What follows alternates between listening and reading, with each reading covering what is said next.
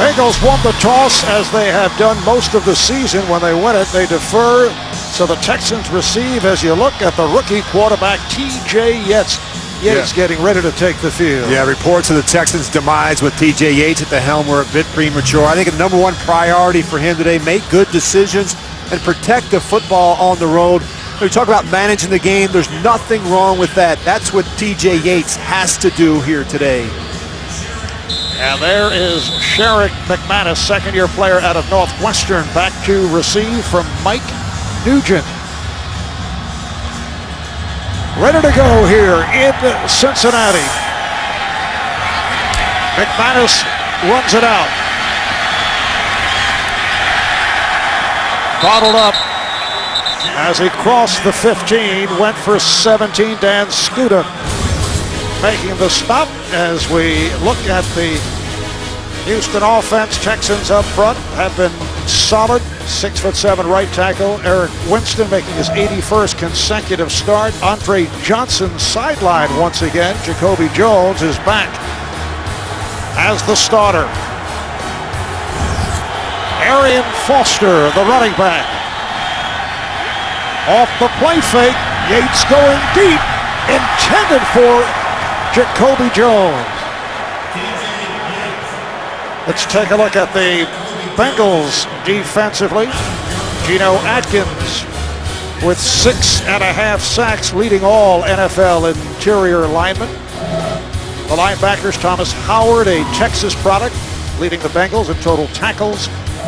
In the secondary, left corner Nate Clements, who sat out last week against Pittsburgh due to a hamstring injury, is back in the lineup.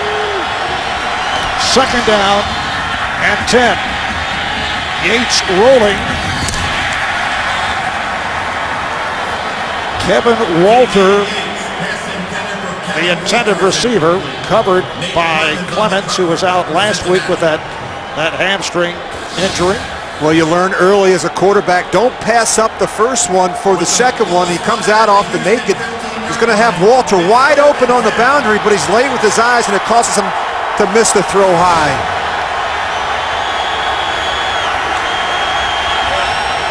Third and 10. T.J. Yates, who played very well last week in the win over Atlanta, hands it off, and Foster is stopped. Thomas Howard, the weak side linebacker, on the tackle. Just a 1-yard gain, and the punting unit will come on. And Thomas Howard told us on Friday, we're expecting in certain situations on third down that Houston will run the football. They crowded the line of scrimmage. Thomas Howard and Yates right there to make the stop. New punter for the Texans, Matt Turk, coming on for the injured Brett Hartman. A second go-round for Turk. Fair catch taken by Brandon Tate. 53-yard punt. And here is Andy Dalton. Yeah, every week is a learning experience for a young quarterback, Marv. And since we've seen Andy Dalton in the Bengals last, I've seen steady improvement. I think he's seeing things better. He's reacting quicker. Not as much hesitation in his game, and I think that just comes with experience. Took over as the starter after Carson Palmer made it clear that he did not want to play for the Bengals. Dalton on the screen finds A.J. Green.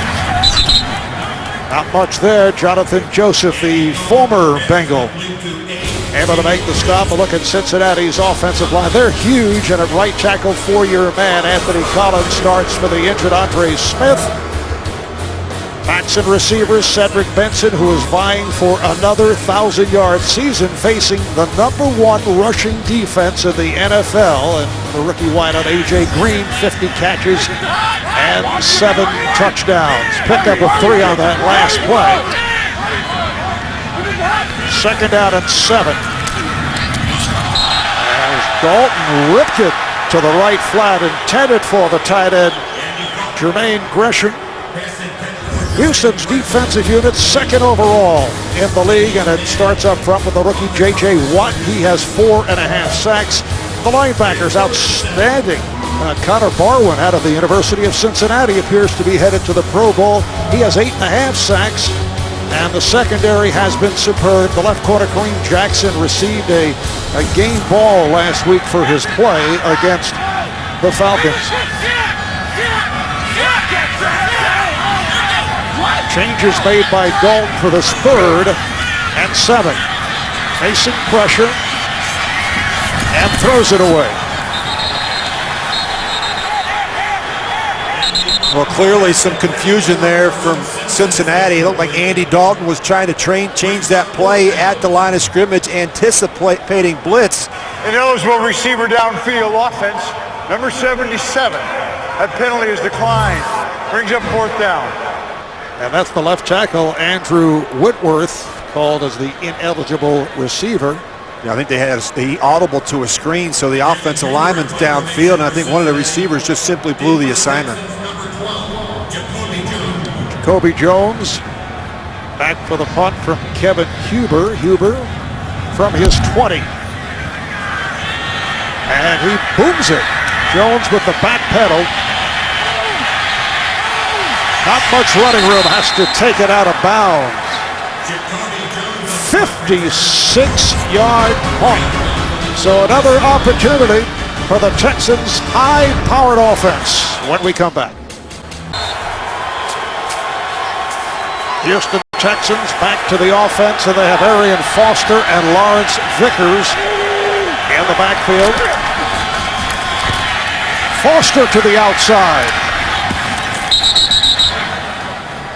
Run out by Adam Pac-Man Jones, picked up 5 on the play. Well, John and Carol Yates, the parents of TJ Yates, taking in today's game, and the Bengals very generous with seat locations for visiting players. Rich, that's second to the last row in the top tier. Right in the middle. They couldn't be any further away from the action. That's incredible. Not as if there aren't many empty seats here, with the Bengals averaging just about 49,000 a game, which is low in the NFL, as Foster goes for 6 and has a first down. I really like how Gary Kubiak started this game today. Threw the ball twice, took a shot on first down to Jacoby Jones. And you can't be conservative, overly conservative with a guy like TJ Yates. I think that Gary's comments to us last night, we're going to continue to be aggressive and let this guy go out and play. Ben Tate has checked in. What a combination it has been for the Texans, the combination of Foster and Tate. Both have run so well. As you see, Tate find a hole. Tate across midfield, and then taken out of bounds by Reggie Nelson, the free safety. Ben Tate, who averages 5.5 yards per carry, goes for 44. What a hole on the right side of the line. Well, you're going to watch the linebacker, Thomas Howard. He's going to overrun this thing, and that's a huge hole for Ben Tate once he gets up on the second level. This is a tough tackle, but when Arian Foster needs a break, they bring in some fresh legs with Ben Tate, and not a whole lot changes. They get the same type of production. And that's the longest run of Ben Tate's short NFL career, only his second season. He was injured last year.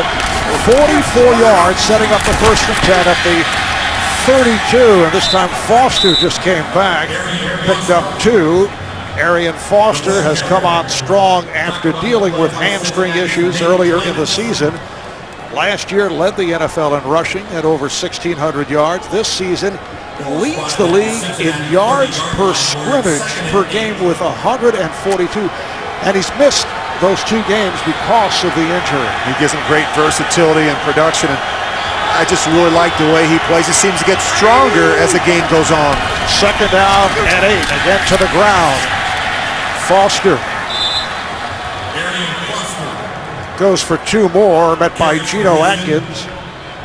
We talked about Arian Foster and how good he has been this season, and he just got great vision and excellent speed once he gets up on the second level. Equally as dangerous as a receiver out of the backfield. And nobody has rushed for more yards over the last 2 seasons. 6 consecutive games with a touchdown. This guy is hot right now. Houston 3rd and 6 at the Cincinnati 28-yard line. We're just underway. First quarter. Yates throwing end zone, overthrows Jacoby Jones, who drew double coverage. Well, TJ Yates has to give a guy like Jacoby Jones a chance to make a play. You could tell right when that came out of his hands, Jacoby had no chance for that. He's a big, tall receiver. You got to give him a chance to go up and make a play against that corner. So Neil Rackers, 22 of 26 on the season, a one-time Cincinnati Bengal, will attempt a 46-yard field goal.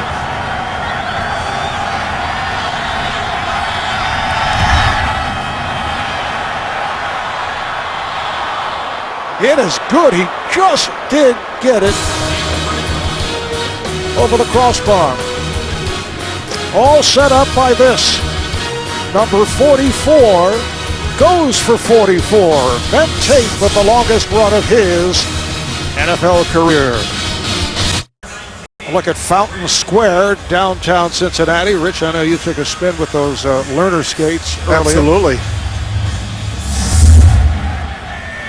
The kick by Rackers, and Tate playing that short kick. Brings it across the 25-yard line, a 19-yard return. 3-0 lead for Houston. The last time an NFL team from Houston made the playoffs was the 1993 Houston Oilers, team led by Warren Moon, Ernest Gibbons, Gary Brown, Webster Slaughter. They went 12-4, won the AFC Central, lost in the divisional playoff to the Kansas City Chiefs. This is Cedric Benson reaching out to the 30-yard line, picked up 5. Houston's head coach, Jack Pardee. The defensive coordinator was Buddy Ryan. Remember, that was the season that he took a punch at the offensive coordinator, Kelvin Gilbride, who's now doing the same for the Giants. That was a very good offense, Marv. Scored a lot of points with Warren Moon. Gary Brown had a 1,000-yard season. Of course, Webster Slaughter played in Cleveland. It was a very good group. Benson picking up the first down, goes for 6, met by Connor Barwin, the weak side linebacker. Last season, Cedric Benson ran for 1,100 yards, had 8 touchdowns, which was actually a drop-off from his career year back in 2009. Yeah, I visited with him on Friday, and you could just tell he's antsy. This is the time of year where he starts getting more work, and they've used Bernard Scott a little bit more, but I just think this has got to be a Ced Benson type of day where he's got to get 25 to 30 carries. First down across the 35. Marv Albert, Rich Gannon, we're at Paul Brown Stadium in Cincinnati. Critical game for both teams. On the screen, Benson not able to get much. Stopped by Brian Cushing. Well, if you're the Bengals, I think it's time to pump the brakes a little bit, Marv, as they've lost 3 of their last 4. Now, the good news is that they're 3 of the remaining 4 games are here in Cincinnati. In case you haven't noticed, the Bengals have a pretty good defense under Mike Zimmer. They've been a top 5 unit most of the season. And I really think the future is bright on offense. First-year offensive coordinator Jay Gruden's done a fine job. And Andy Dalton, A.J. Green having spectacular seasons as rookies. Now that's why Marvin Lewis calls this a defining game, because it's not only about the playoffs this season. He feels it's important in terms of looking down the road. Oh, the catch is made. A beautiful adjustment by Jerome Simpson. Had to come back for it, working against the corner Kareem Jackson, and that is good for 21. And Andy Dalton just throws this one up and gives Simpson a chance. And the problem here is that Kareem Jackson never locates the ball until it's too late. And that's what Andy Dalton, he'll do a lot, not just with Simpson, but also A.J. Green. If he sees one-on-one coverage, he's going to give these receivers a chance to make a play. Simpson, a 4-year man, second-round draft pick out of Coastal Carolina.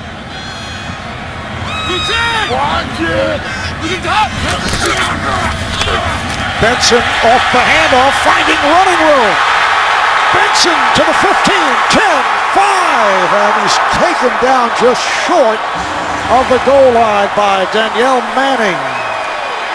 42-yard run by Benson.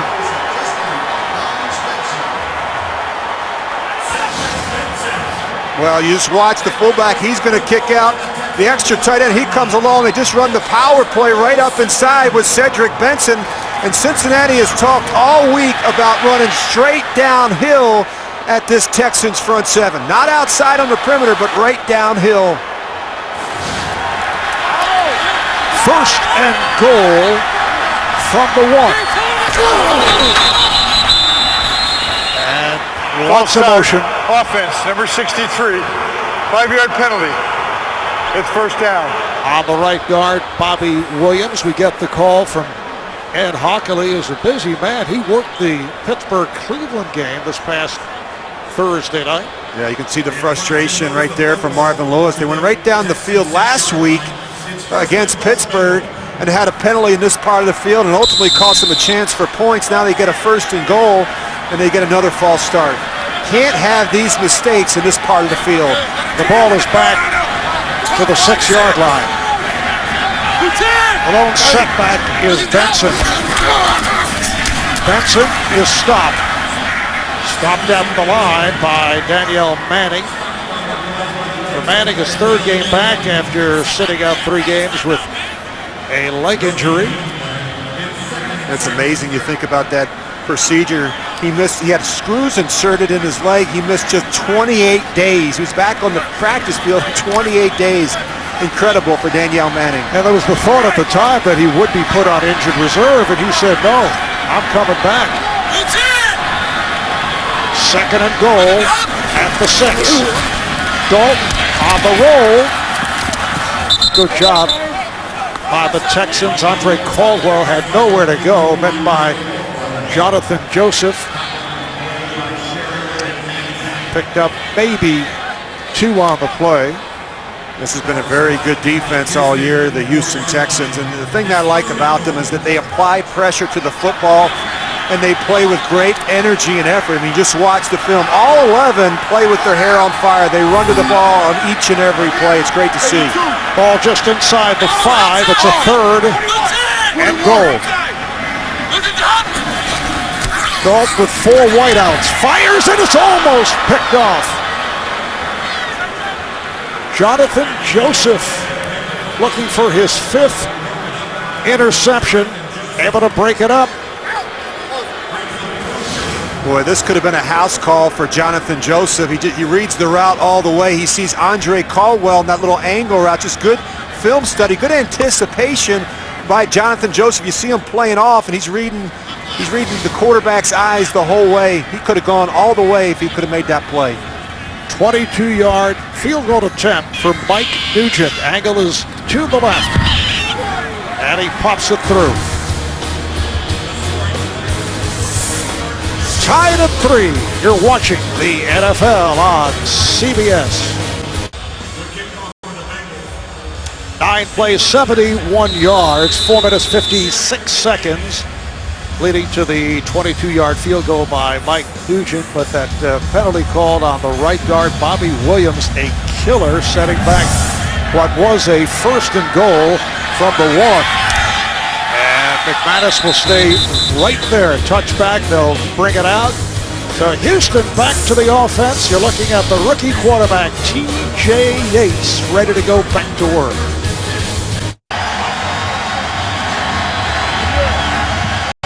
Back in Cincinnati, the Texans first and 10 from their 20-yard line. Bengals and Texans tied at 3 as the flags are dropped. Ball start, offense. Number 81, 5-yard penalty. Called against the tight end, Owen Daniels. Well, just moments ago, we showed you the parents of quarterback T.J. Yates were second row from the top, and apparently they have moved down several rows. I'm told a security guard came over and said, hey, you can't do that. They said, but my son is playing quarterback for the Texans. TJ on the screen finds Daniels. Met by Thomas Howard. It's a 5-yard pickup. Texans at 9-3. They've won 6 straight. 7 straight would be a Texan franchise record. They have won their last 4 on the road. In fact, Gary Kubak's team's last loss back in week 6 against the Ravens in Baltimore. Ben Tate returns to the backfield, takes the handoff. He had a 44-yard run earlier this first quarter to set up the field goal. This time goes for 3. Well, not many teams can win 3 straight games with 3 different quarterbacks. I think it's a real credit to Gary Kubiak and his staff. And how do you help the new quarterback? By running the football. And over the last 6 games, the Texans are averaging 41 rushing attempts per game, which has translated into 6 straight wins. And finally, I think the defensive turnaround to me has been the most impressive thing. One of the worst defenses a year ago. They're currently second under Wade Phillips. And Matt Schaub was off to a terrific start, then replaced by Matt Ryder, who was injured, with Yates taking over against Jacksonville. And Yates is picked off, intercepted by Reggie Nelson.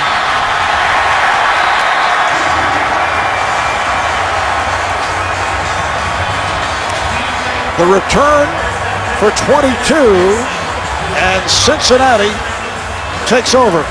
Well, he just misses this one high again, and we've seen a couple now, and you don't know if it's footwork, you don't know if he's leaning back on his back foot, but you can't be late down the middle. You see him here take a couple extra hitches, and he's trying to fit that one in there between the linebacker and safety, and you just got to know, particularly coming out of your own end zone, you got to make good decisions.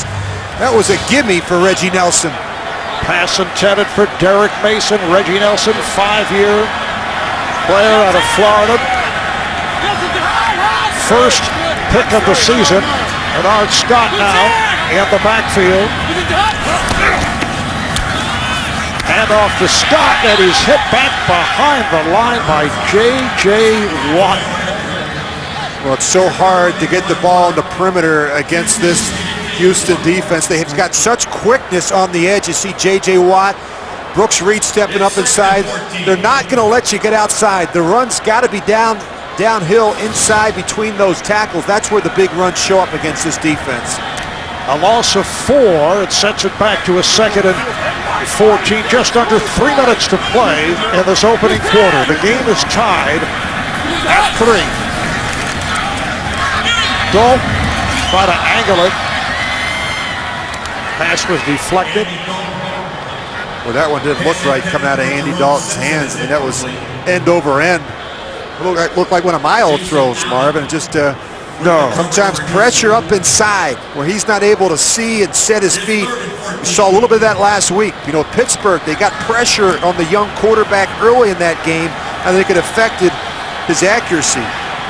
Andy Dalton, 4 of 8, only 26 yards, looking at a 3rd down and 14. And threw it on a hop. May have just been looking to throw it away, intended for Jermaine Gresham. We're set for an NFL update. Let's go to JB and Dan Marino.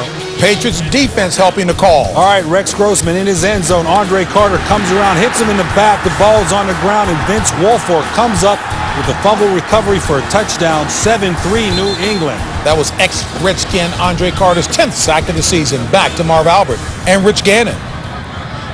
All right, guys, this will be a 47-yard field goal attempt by Mike Nugent. And it is good. Nugent earlier hit from 22. Cincinnati with a 6-3 lead over Houston. Really a wasted opportunity there for that Cincinnati defense. They get the interception from T.J. Yates, Reggie Nelson, and then the Houston defense goes out there and gets a stop and holds it to a field goal. But if you're Cincinnati offensively, when you get that good field position, you get a turnover, you've got to be able to come away with points. I'm talking about 7s and not 3s. You got to be able to capitalize. Poor drive there by the Bengals. And Rich, only the 7th interception thrown by a Houston quarterback this season, primarily because of the terrific play by Matt Schaub for most of the year. Sherrick Mcmanus will run it out. Ball's knocked loose. And the Texans recover. Mcmanus took a hard hit.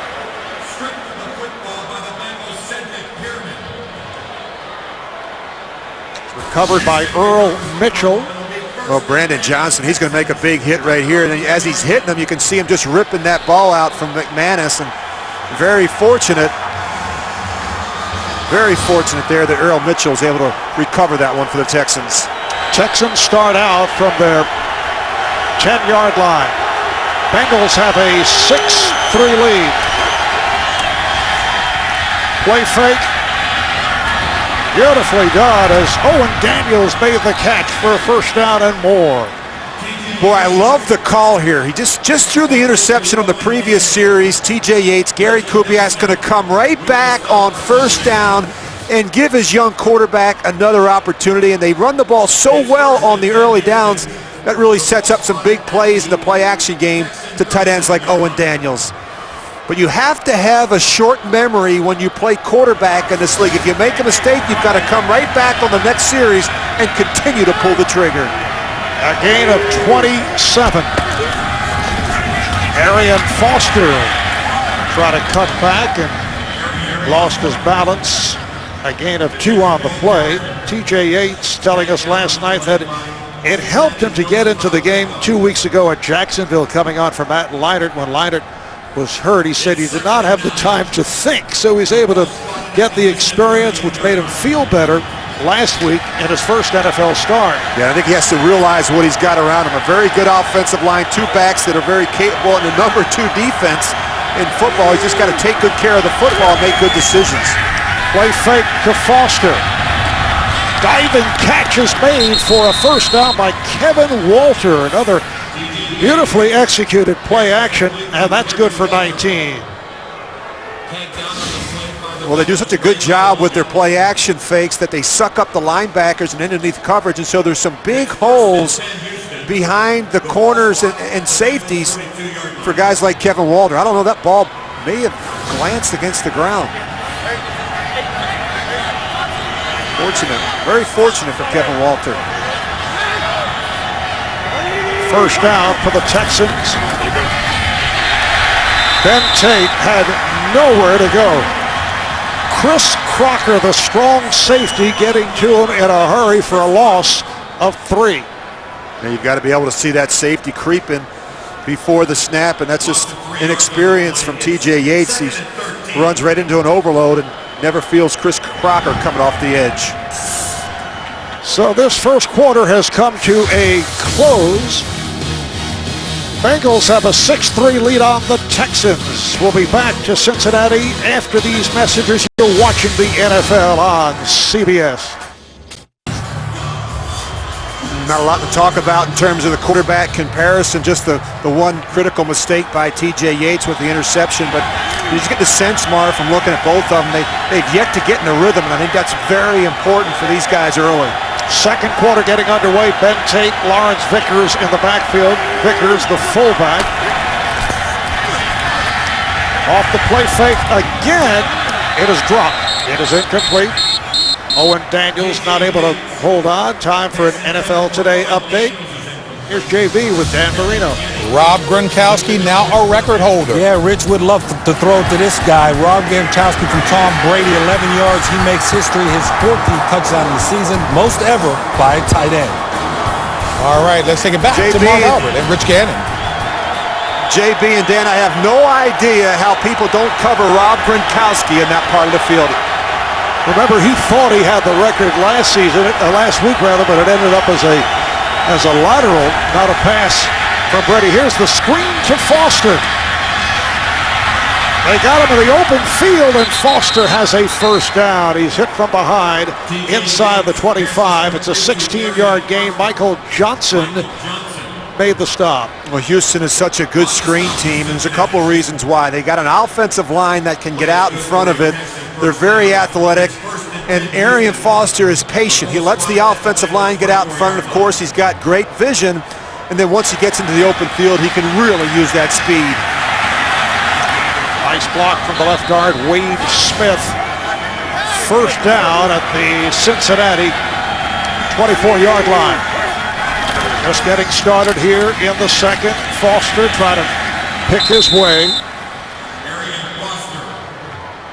Frosty Rucker on the tackle, picked up just a yard on the play. Gary Kubiak, I would think, has much interest in that score. New Orleans with a 3-0 lead on Tennessee early second quarter. The Texans could clinch its first ever playoff and a division title with a win right here and a Tennessee loss to New Orleans in Nashville.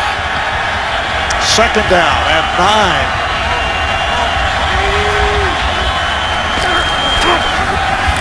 Once again, it is Foster. Frosty Rucker, the right defensive end, with the stop, but Foster goes for 5. Well, the Bengals have talked all week about stopping the run, turning this Houston offense into a one-dimensional group, and make the rookie quarterback, T.J. Yates, beat you throwing the football. And they talked about the key to stopping this defensive line has to get into them, knock them off the ball on their side of the line of scrimmage. That's got to happen. That front four from Cincinnati has to dominate the line of scrimmage. Third down and 4. And the first down is picked up on the completion to Kevin Walter. Gain of 5. Crocker with the tackle. The Bengals have not fared well in the red zone. I'll get back to that in a moment. Well, a little under route by Kevin Walter, and he lets that ball get in on him. I hate to see these receivers, Marv, you know, I've talked about this all season. Let the ball get in on those shoulder pads. They've got to catch the ball with their hands extended. We've seen a number of drops already today. Look at the numbers on Yates during the course of this drive. Yates off the fake, runs it out of bounds at the far side. But the Bengals defensively have had their problems in the red zone. They allowed opponents to score on 30 of 31 opportunities inside the 20. Yeah, not good enough in that part of the field. That drives defensive coordinator Mike Zimmer right there crazy. This is an area where they historically have been pretty good. The problem is you look at the Houston offense, they have a lot of plays that look the same, but yet are different. They'll run that stretch play, they'll run the stretch play, and off that, they can really hurt you with the boots and nakeds. Second and 8 at the 11th play of this drive. Tate, the ball carrier, able to keep his balance. What a move by Ben Tate, and he is knocked out of bounds. Looks to be the spot at the 2. So Tate goes for 9. Well, they love to run this lead play, and you just follow your fullback Vickers right to the hole. And Ben Tate, these are big backs. Ben Tate, the thing that's maybe a little bit different with him as opposed to Arian Foster, he's very physical. First and goal just inside the 2-yard line.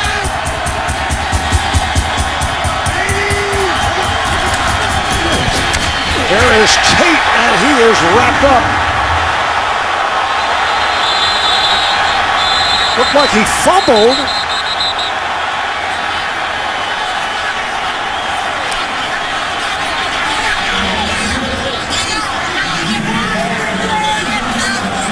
They try to sort it out. Ben Tate took a hit from the middle linebacker, Ray Malaluga, and the ball came loose.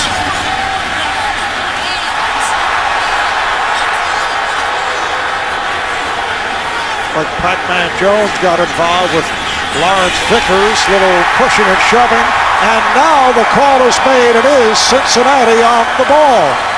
So Cincinnati recovers the fumble as we get another look at it. Tate had it taken away. It appeared that Ray Malaluga, the middle linebacker, with the big hit on Ben Tate, also came up with the ball as he took it out of the hands of Tate. The officials took their time in trying to figure it out. And it is a turnover, a rare one, well, you get by the Texans. Yeah, you get a good look at Ray Malaluga, Marv. This is a textbook tackle. He's going to meet the back right in the hole. Look at the form. Puts his helmet right on the ball. And not only does he make the hit, but he somehow finds a way to come up with it at the bottom of the pile. And that is just the 13th turnover committed by Houston this season. So Cincinnati takes over deep in their own territory. Benson Getting across the 5-yard line, Glover Quinn, the strong safety, making the tackle. Benson goes for 3. Yeah, I think this needs to be a Dalton, Green, Benson trio. This kind of day for this offense. I mean, I think we talked about Sid Benson and how he has to have more carries in this game, and I think Andy Dalton's got to find a way to get A.J. Green going. He's been kind of quiet here in the first half. Benson 5 carries, 56 yards as he's gunning for the 1,000 mark this afternoon. Officials huddled up back in the end zone. We're set to go on a 2nd and 7. Just about 5 minutes gone by in the second quarter. Marv Albert with the Rich formation Gannon. in the last play was illegal. It's 2nd down. Apparently, one of the officials questioned the formation, and they huddled up. The legality of it. Yeah. How about that? I thought that, they get together in some of these huddles, you're wondering if they're talking about where they're going to go have dinner tonight. I don't know what they're trying to figure out. Pretty straightforward. Lined up in the eye with the fullback Presley in front of Benson. And Benson able to squeeze across the 10 for 5 more, met by J.J. Watt. Well, both of these offenses have a real commitment to the running game, and you look at Cincinnati, and on first down especially, they have one of the highest percentages of first down runs. That's really where it all starts. They have a big offensive line. They average close to 335 pounds across the board, and they can wear down a defensive line over the course of a game. Led by the left tackle, Andrew Whitworth, who goes 6'7", 335 yards. It's an end around. Andrew Hawkins showing his speed to pick up the first down. Just another way to get the ball on the edge, and you look at Hawkins, he's the smallest player on the team, but probably the quickest and maybe the fastest, and trying to get him out there and let him make a play. Great story. Came off the practice squad September 20th, and really it was a long shot to make this football team. And talking to Jay Gruden, he said he drove our defensive coaches crazy as a scout team player on offense. Played a couple of years with Montreal in the Canadian Football League. Benson picked up 3 on the play. The Bengals at the moment hold the AFC's 2nd wild card spot, but they have no margin for error. They are one of 5 teams in the conference with a record of 7-5. Now, realistically, they have to win 3 of their final 4, and then that is not a guarantee. Yeah, no, they've lost 3 of their last 4, and they kind of went up in terms of the weight class with the likes of Pittsburgh and Baltimore in the division. They really struggled. They've got to find a way to get a win here today. 2nd down and 6.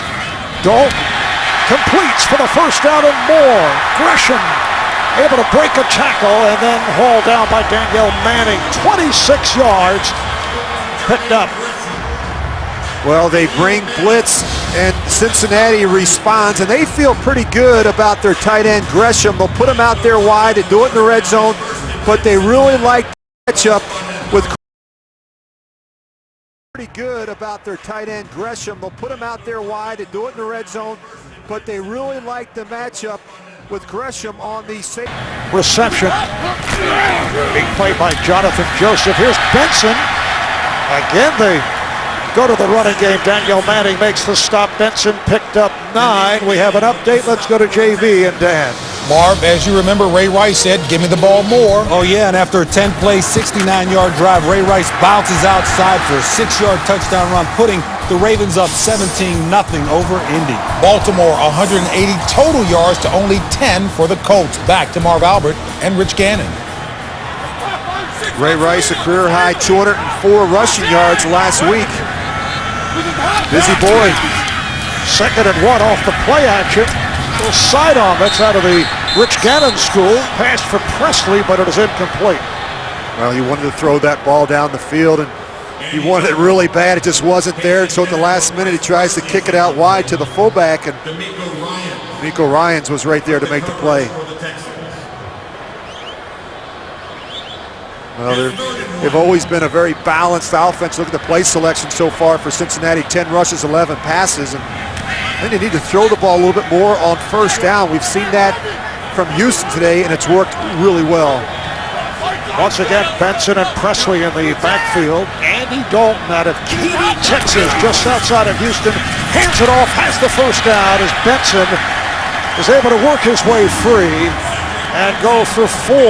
Glover Quinn and Tim Dobbins combining to make the tackle. Well, there's not a lot of indecision when you watch Cedric Benson run the ball. He hits the hole quickly, and he's always been strong between the tackles. And what I like about him, Marv, is he usually doesn't go down on initial contact.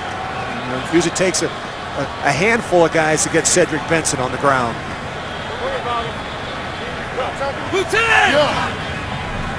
First down for the Texans.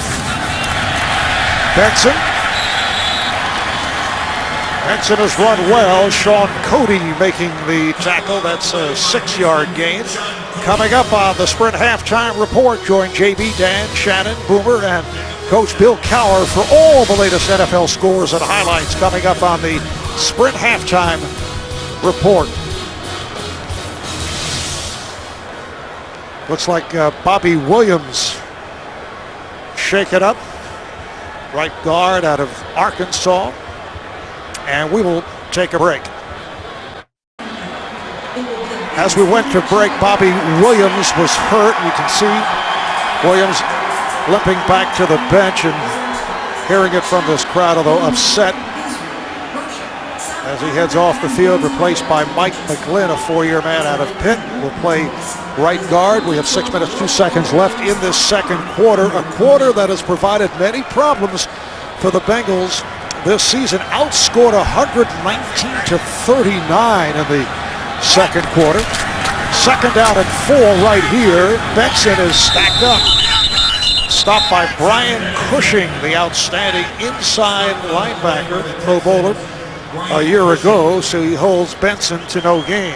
Yeah, they can't afford to lose Bobby Williams, Marv. You look at, they're already without Andre Smith at right tackle, so you got Anthony Collins in there, and now you got Mike McGlynn. So essentially that right side of that offensive line for Cincinnati are 2 of your backup players. Just a long drive for the Bengals, 11th play of the drive. Jerome Simpson is split wide to the left out of the gun. Dalton's pass is knocked down. Quinn has played well in this first half, got a piece of it. He's really made the transition from corner to safety and done a really nice job. One of their better cover players, and you just see him right there. He anticipates the throw. He's reading the eyes of Andy Dalton the whole way. He knows that slant's coming right behind him. Timeout is called by the Bengals. They have a 4th down play coming up with 5:09 left first half. Bengals have a 4th and 3, and they are going for it. They have a 6-3 lead on the Texans.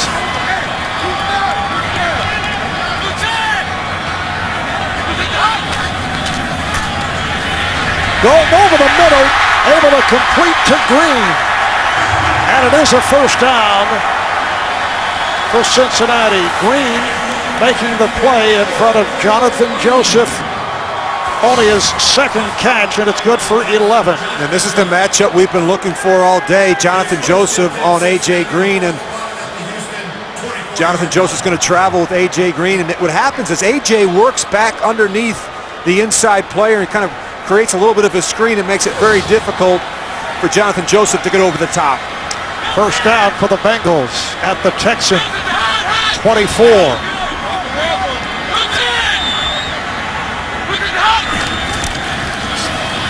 Inside handoff to Benson.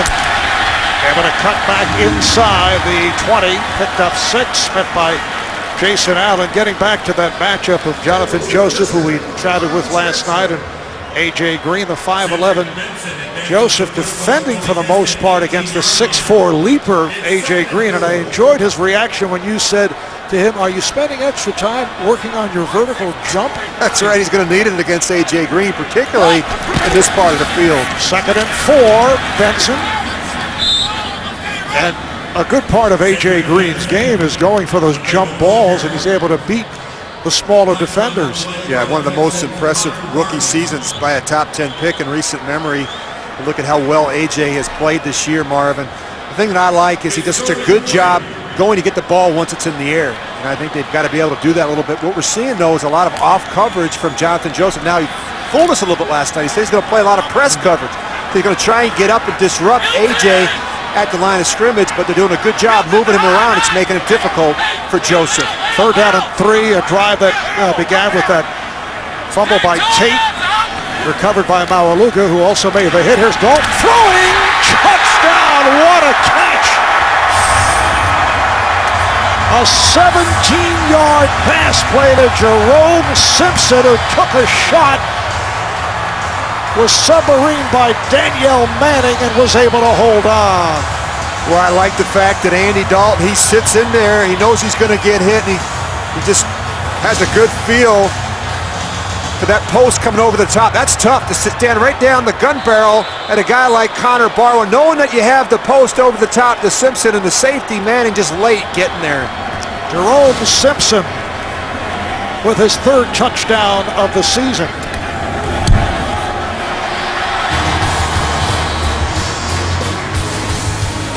With the extra point, Cincinnati able to extend its lead.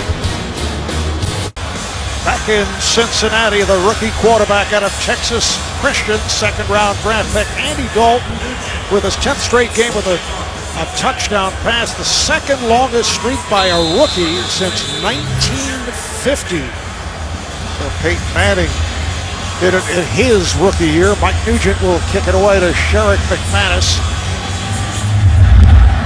13 straight points for the Bengals after that opening field goal by Neil Rackers. And good coverage on McManus, who reaches out near the 15-yard line. Taylor Mays making the stop. McManus shaken up. He took a hit, hard hit.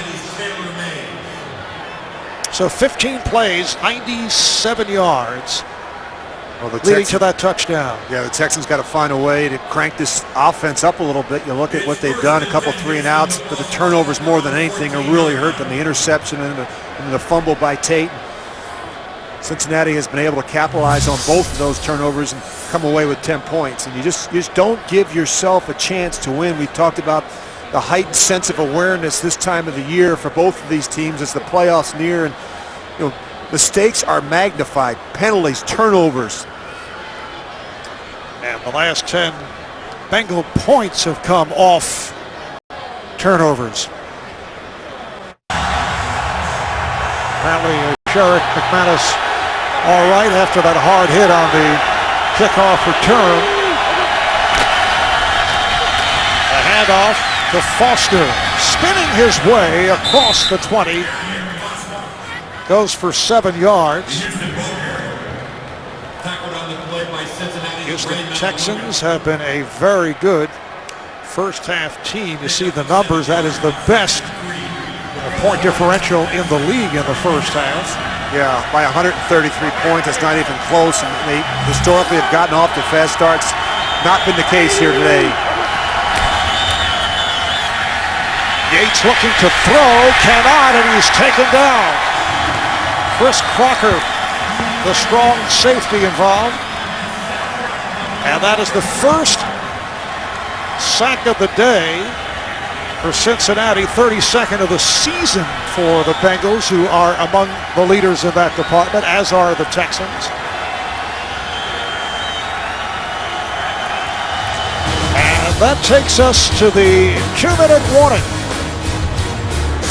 13 consecutive points by the Bengals. They're out in front. Starting quarterback Matt Schaub, who is rolling along, having terrific season, out with a right leg injury. Rooting on TJ Yates. And Yates completes. Owen Daniels right in the middle of the field, then refuses to go down. Goes for 24. Nate Clements, the left corner, finally was able to get to him. We see the no huddle. They've got plenty of time. A couple timeouts to boot as well. Coming up on a minute and a half left in this first half. Yates throwing over the head of Foster. TJ Yates out of Marietta, Georgia, just outside of Atlanta, in his third NFL game. It's amazing how things can change. A month ago, he couldn't ask a question in the quarterback meeting room, and busy getting that guy right there coffee. And now he's lining up under center, and he's the starting quarterback of a team that's getting ready to win their first division title in franchise history. And the backups, veterans Jake Delhomme and Jeff Garcia now. A high throw this time is grabbed by Jacoby Jones. Yates now 7 of 13. That was a 4-yard pickup. You mentioned Jake Delhomme and Jeff Garcia, and I think it's important not to have too many older players in his ear. You got Matt Schaub, and there's Jake Delhomme, a veteran. Jeff Garcia, 41 years old. A lot of experience now in that quarterback meeting room. And Gary Kubiak telling us that he was concerned that there might be too much information thrown at the TJ Yates. Everybody tried to help him. First Schaub and now Delhomme and Garcia. Low snap handled by Yates. Completes to Daniels.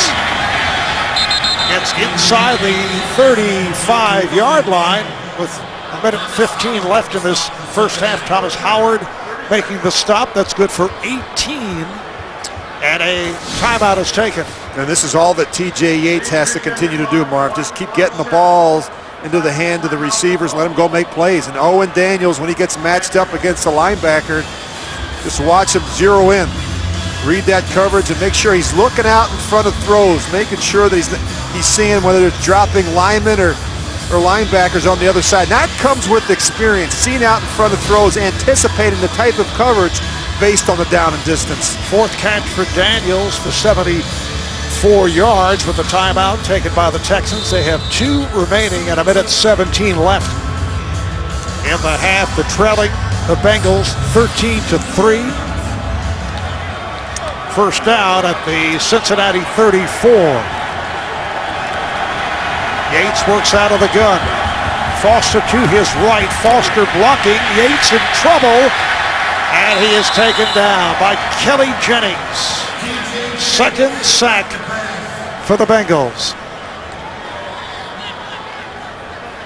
Kelly Jennings started last week for the injured Nate Clements. Second down and 12. Clock is running.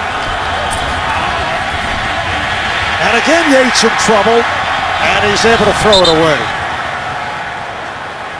The pressure from defensive tackle Geno Atkins.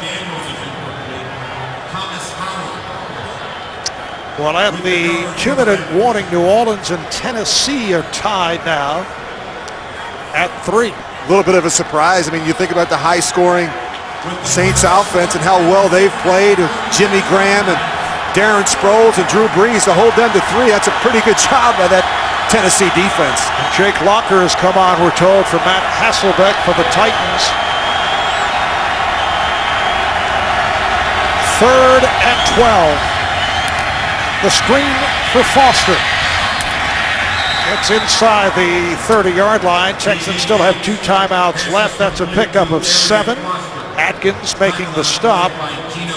And looked like the Texans had called for a timeout. No, Gary Kubiak did not want the timeout. He wants that thing to run down a little bit. Cincinnati called the timeout. Well, that makes sense. Certainly Gary Kubiak didn't want to call a timeout in that situation, Marv. He wanted to run that thing down and then call a timeout right before the 25-second clock expired so he'd get his field goal. Tonight on the Amazing Race season finale, only 3 teams remain. Can this former NFL star and his wife win it all? Don't miss the exciting season finale of the Amazing Race. That's tonight after 60 minutes only, CBS. And the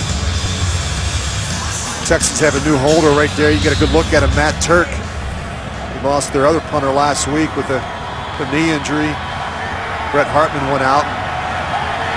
Turk's got experience. He's been a Texan in the past, and it's one of the reasons why they signed him back was for this right here, to be able to hold for field goals and extra points. This a 47-yard attempt for Rackers. It is no good. Rackers did connect earlier. That is his 5th miss of the season. Well, it looked like a good snap and a good hold, and just pushes this one a little bit right. So misses from 47. Back in the first quarter, he hit from 46. And Cincinnati takes over at their 37-yard line with 30 seconds to play in the half. Bengals do have 1 timeout left.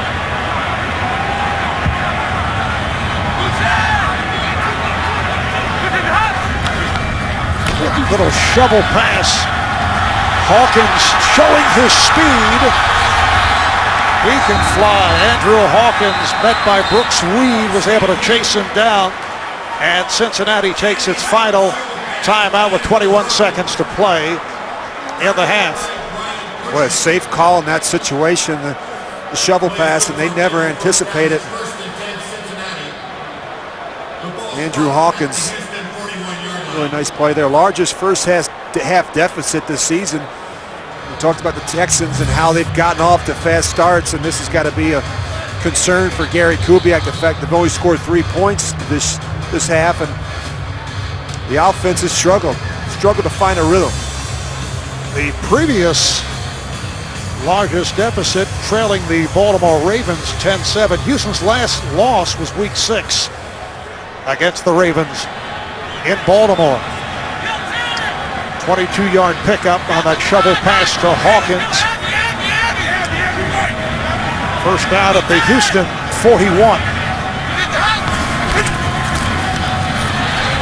Dalton finds the open receiver, Gresham, and he makes his way out of bounds to stop the clock. Covered by Jonathan Joseph. Down to 14 seconds to go in this first half as they weave their way into field goal range. That's good for 10. Well, I've been really impressed with Jermaine Gresham. He's such an athletic tight end. He catches the ball well away from his body. We see him, they move him around in different spots. He could play as an inline player. They can put him in the slot. And of course, we've seen him out wide as well. Andy Dalton's got to be very smart here. No timeouts left.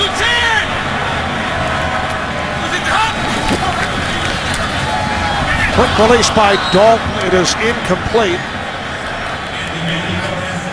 Pass intended for Gresham. Well, that was a blessing in disguise that they weren't on the same page there. I mean, you got to be really careful. With no timeout left, if Gresham catches that and he can't get out of bounds, there's no way they could have gotten that field goal team on to try for the field goal. And this is a 49-yard attempt for Nugent. He's hit from 22. He's hit from 47.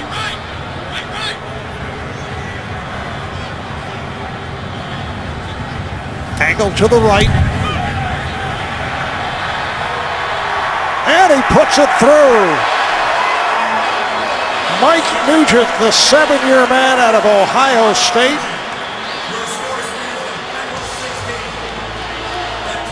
Last week had a 33-yard attempt blocked. Goes for 49 yards.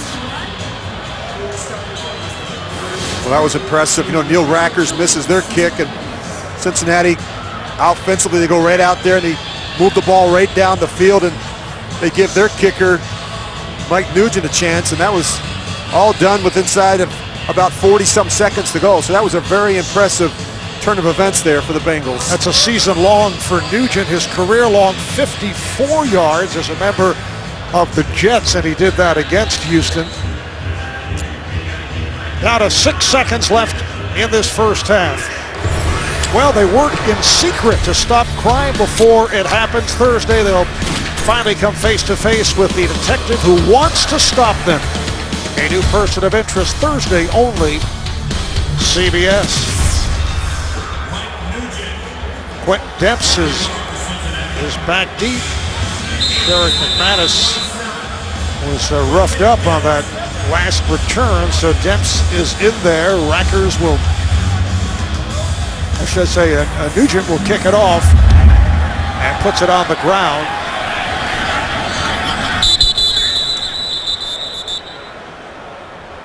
James Casey able to get to that bouncing kickoff. Well, the Texans have to make some adjustments at halftime. You look at the first 5 possessions, and the last 3 not very good. The interception, the fumble, that resulted in 10 points for the Bengals, and of course a missed field goal. They go down and get the other field goal. So it's a 13-point swing there with those last 3 possessions. And that will do it for the first half, with the Bengals in front of the Texans 16-3. We'll be back with the Sprint halftime report after this message and a word from your local station. You're watching the NFL on CBS. Coming into today's play, Houston's second in the NFL in fewest points allowed, just under 16 per game, as they made a dramatic turn in their defensive play with the new defensive coordinator Wade Phillips. Today here at the half, they have allowed 16 points to the Bengals. Cincinnati will receive the kickoff. Brandon Tate back deep. Neil Rackers will kick it away. Bengals at 7-5. They've dropped 3 of their last 4 games. Houston 9-3 with 6 straight wins. The 9 wins tying a franchise record back in 2009. This Texan franchise went 9 up and 7 down. A deep kick, and Tate lets it sail over his head for a touchback. They'll bring it out to the 20-yard line. Boy, you look at the numbers for the first half, and Yates, the interception, and Andy Dalton has not turned the ball over. The big touchdown throw, and of course, I think they've got to take some more shots on first down. They've run the ball so well. You look at the statistics, and you know, Houston has been such a good run defense. They're only allowing 91 yards a game on the ground. Sid Benson already 92 yards rushing in the first half. Benson in the backfield, 1st and 10 from the 20-yard line. Benson. Short pickup met by J.J. Watt. Benson goes for 2. Well, they got off to a slow start to 3 and out, but then after that, they got on a roll, and they scored in each of their last four first half possessions, and just a very efficient day. Not as good in the red zone. That's something to look at. And they stalled a little bit there around the 30-yard line. With a couple third downs, they couldn't convert. Cincinnati with the double tight ends go with Gresham and Koshart. Play fake, and Dalton either lost the handle, was the arm going forward. Connor Barwin may have knocked it out of his hand, and it will be Houston ball.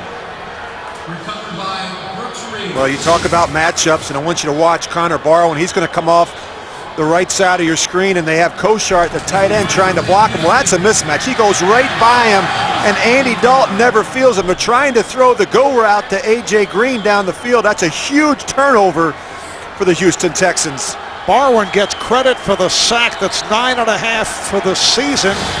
Houston's second in the NFL in sacks. So they take over deep in Cincinnati territory. Arian Foster running sideline and run out of bounds. Run out by Adam, don't call me Pac-Man Jones. Adam Pac-Man Jones getting a lot more work. They're banged up at a key position in the secondary. They lost Leon Hall to an Achilles injury. That was significant. They were out without Nate Clements for a couple weeks with a hamstring injury, so it's tough when you lose your 2 starting cornerbacks, but Adam Jones playing a lot more now here late in the season. 2nd down and 5 at the Bengal 12-yard line. Foster stopped by Manny Lawson. No gain on the play. Arian Foster with nowhere to go. Well, the one thing that the Bengals are going to do is they're going to crowd the line of scrimmage, and they're going to make it difficult for you to run the football. But the Houston Texans, they don't care if there's an extra man in the box. They're still going to try and run it. just nowhere to go. It's always tough when you're one short. Third down and 5.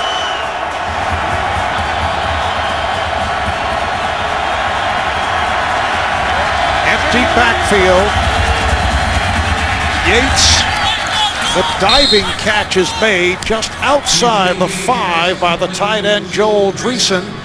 That's a 6-yard gain and a first down. They've got some good tight ends, and we've seen Owen Daniels quite a bit. And they also have Joel Dreesen on the other side. They run good routes versus man or zone, and that's what you want. You want to get these tight ends matched up one-on-one with those safeties. For Dreesen, his first reception of the day.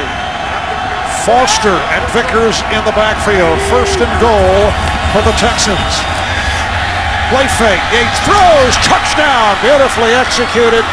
The pass caught by Dreesen, and the Texans are right back in it. T.J. Yates' parents, I believe, in the same seats. They did not move them again. They were up top earlier.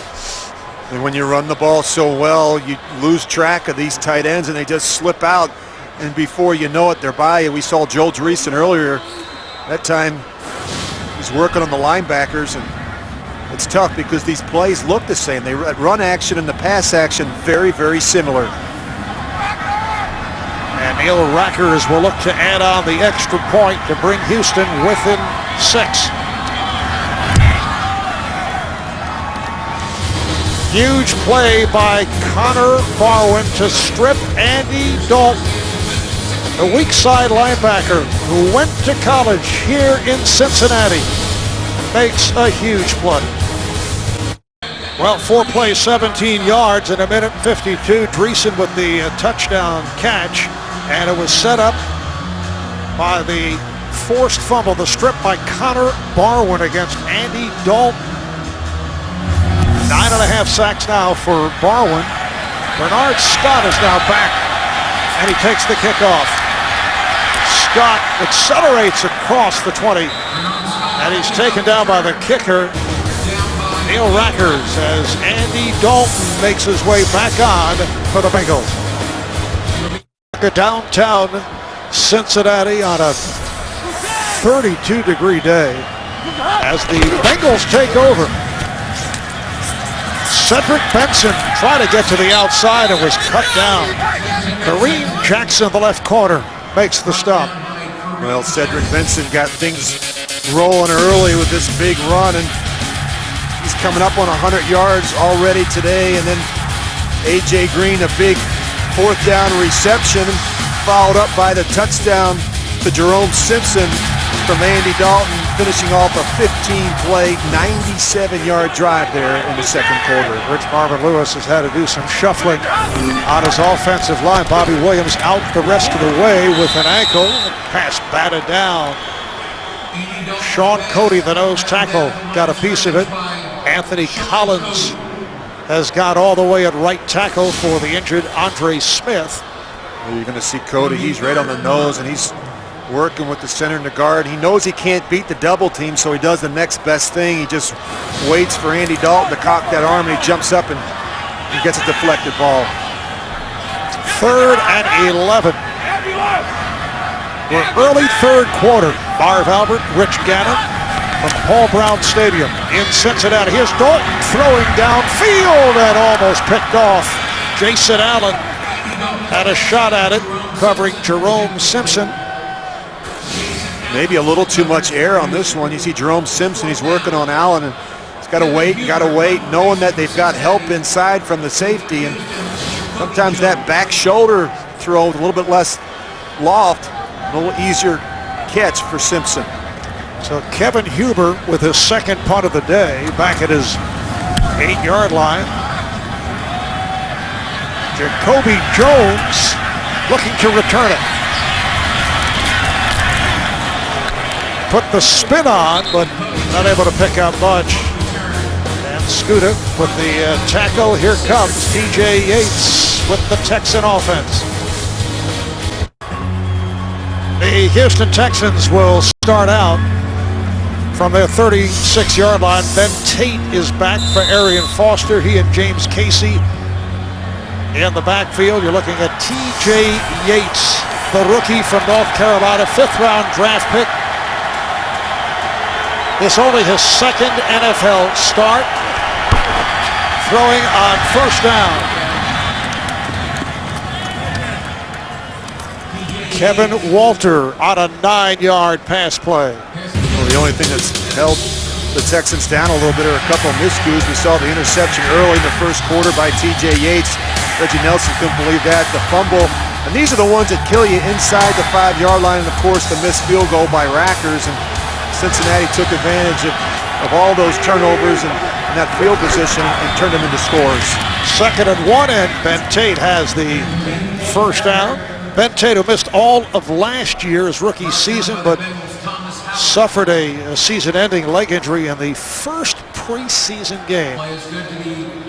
Come out of Auburn as a 2nd-round draft pick. He got hurt in the opening exhibition game. Yeah, but he's really come on strong this year, Marv. Over 750 rushing yards coming into this game, and that's a great tandem right there, and they both bring a little something different to the table. Low-key performance to this point, as you saw by Arian Foster.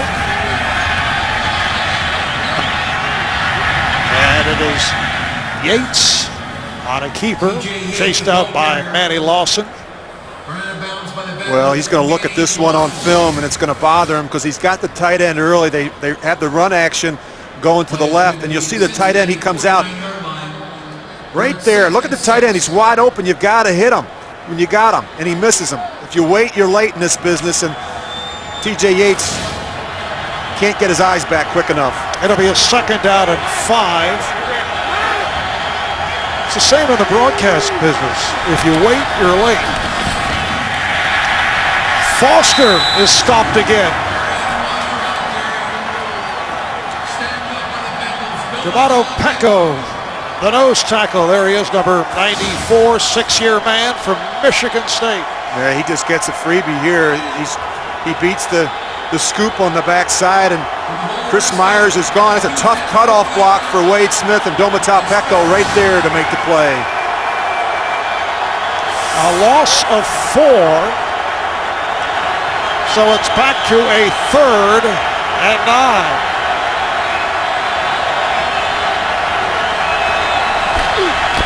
Here is Yates. Derek Mason not able to hang on. Well, this isn't something we normally see from the veteran Derek Mason, and he's as good as there is at these little option routes, and he's got to make that catch. He may not have gotten the 1st down, but that's a ball that Derek Mason usually never drops. And now Matt Turk will punt for the 2nd time. Just rejoin the Texans due to the injury suffered by Brett Hartman. And they let it go. It's down at the 2-yard line. Down by Quentin Demps. 50-yard punt and a beauty. Well, special teams were a problem last week. Now, the rule is if at the 10-yard line you catch it, watch where this thing lands. This thing lands about the 13, 14-yard line. Brandon Tate has to field that ball. Can't let that happen. Special teams, last week in Pittsburgh, they get a problem early, a field goal attempt block. They have Brandon Tate fumbles a kick return, and then they allow Antonio Brown to return a punt for 60 yards. So they start out from the 2-yard line with Bernard Scott. Now earlier, Cincinnati started out on the 3. They had a 97-yard drive that ended up with that Jerome Simpson touchdown pass from Andy Dalton. And now they have 98 yards to go. Scott and Presley in the backfield. It's a 2nd down and 8 for Andy Dalton and the Bengals. Quick flip. A.J. Green in the right flat taking a hard hit. That's good for 7. Time for an NFL Today update. JV and Dan Marino. Brady Gronkowski again. Yes, off a delayed screen, he completes this to Gronkowski. His 2nd of the day, breaks the tackle. 15th on the year, 37-yard touchdown, 27-20, Patriots. Back and forth it is, Marv and Rich. Guys, I'm losing track. How many touchdowns is that for Gronkowski? My goodness. Rob Gronkowski making up for the one that got away last week. Here's Bernard Scott. Goes for 3. He did score 3 touchdowns last week. Thought they were all receptions, but one was taken away because it ended up as a lateral from Tom Brady. Yeah, he got a rushing touchdown out of it. And he was surprised to find that out after we interviewed him after the game, but he's been a great player. And if it's not Gronkowski, it's Wes Welker. First down for Cincinnati.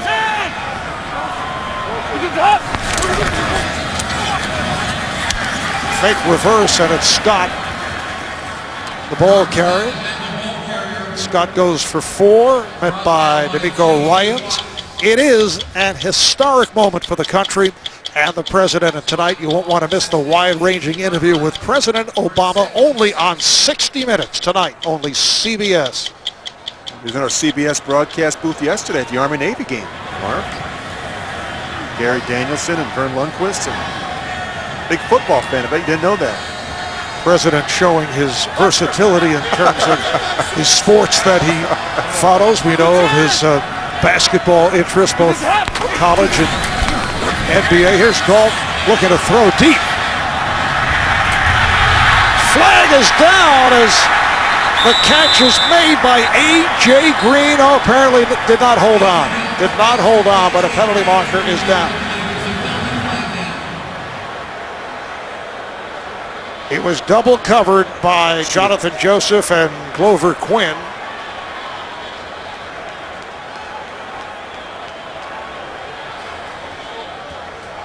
Pass interference, defense, number 24. It was a cutoff. The ball was placed at the spot where the foul occurred. Automatic first down. It's called on the former Bengal, Jonathan Joseph. Well, I think Andy Dalton's very fortunate. He throws this one early and really in the double coverage. And right there you see Jonathan Joseph. It's a double move. They're trying to get A.J. Green on the go route, and he knows he's got help from the safety, but Jonathan got surprised there with a double move. So 1st and 10 for Cincinnati at their 43-yard line. Scott finding a hole. Picked up a yard, stopped by Antonio Smith, the right defensive end.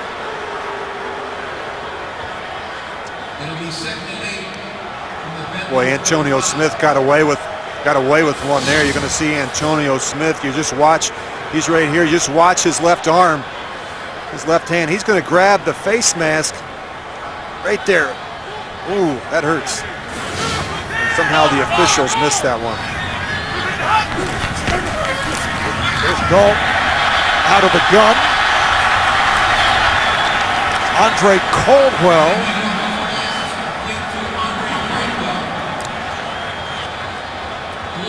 Eight-yard pickup. Well, the one thing that's been impressive about Andy Dalton is how quickly the ball comes out of his hands. I mean, no indecision. And he just makes good, quick reads, and I think he's processing the information quicker and more efficiently, and he understands coverages, and just seen steady improvement from Andy Dalton throughout the course of the season. It's a 3rd down and 1. Now Cedric Benson returns to the lineup. Benson and Presley work out of the eye. Here's Benson galloping. Looks like he has the first down. He is gang tackled. Tim Dobbins led the way. It is a first down for the Bengals. Cincinnati coming off the game in Pittsburgh last week, soundly beaten by the Steelers 35-7. Look at how well Cedric Benson has been done today. More opportunities, more carries for him equals more production.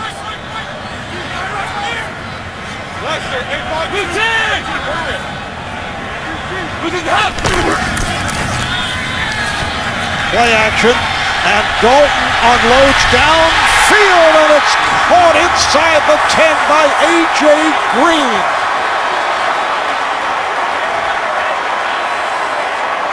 against double coverage. Green able to leap for it. It's a 36-yard pass play. Really into double coverage. Jonathan Joseph has help inside, but what happens, it's underthrown.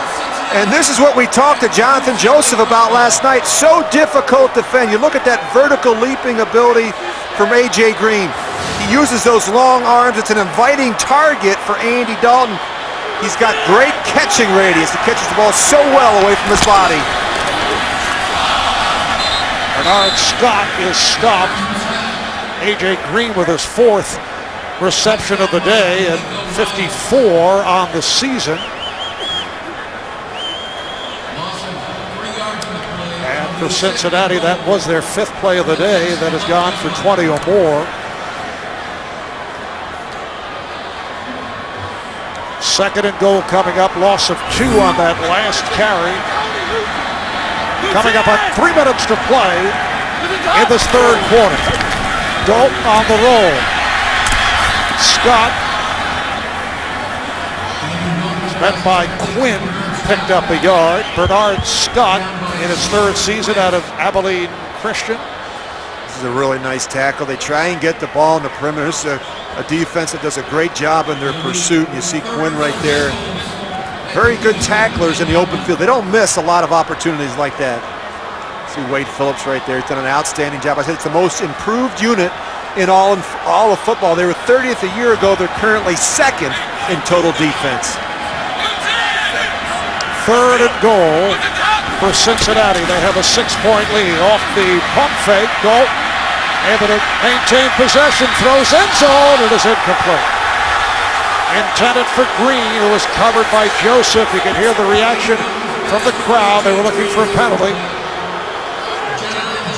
Well, they wanted a double move and didn't work because they were playing off coverage. Really nice job adjusting in that secondary. And so the field goal unit will come on.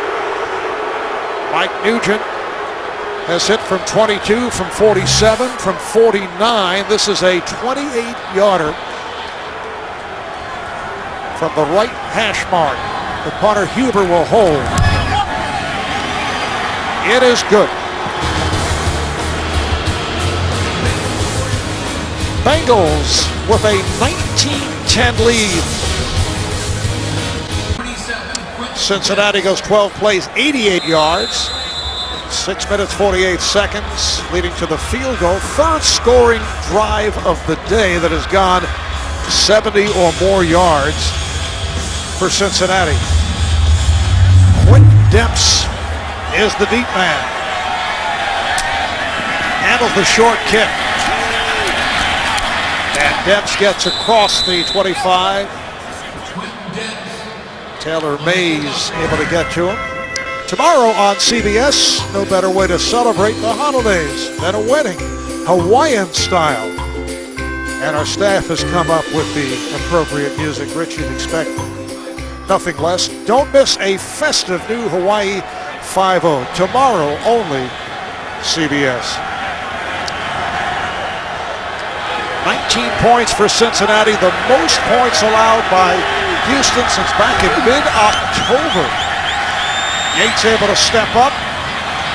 Foster gets across the 40, has a first down, right?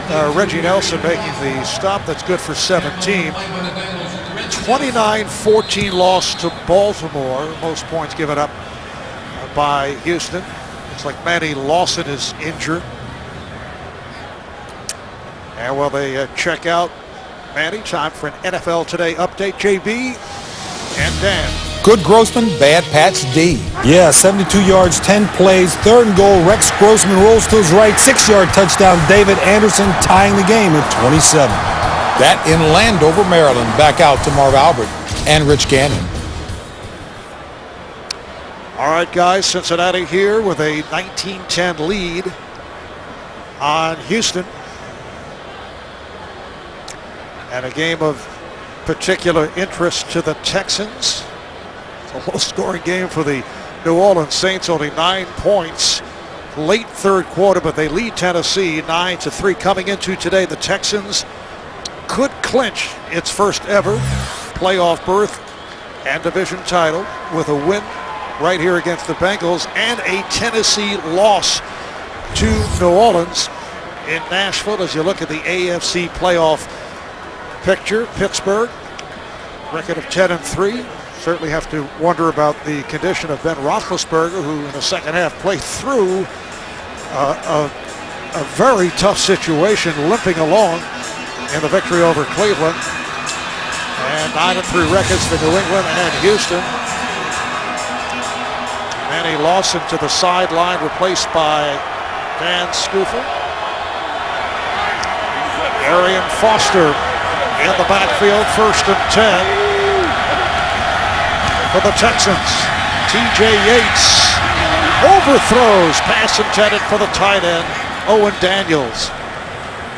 Well, this one just sails on him again, and the balls that he's missed, you're going to see Owen Daniels. He's just going to run up the seam here, and TJ Yates, good protection. 2nd and 10. It seems like he's not quite sure, and he doesn't follow through. And boy, when you got him like that down the seam, they're tough throws. You got to get it up and down quick, but the ones he's missed today, he's missed high. Ben Tate is back, coming on for Foster, who has been held in check. Tate to the edge. A hard driving run by Tate, but a flag is down. Holding, offense, number 73. 10-yard penalty, repeat 2nd down. It's called on the right tackle, Eric Winston.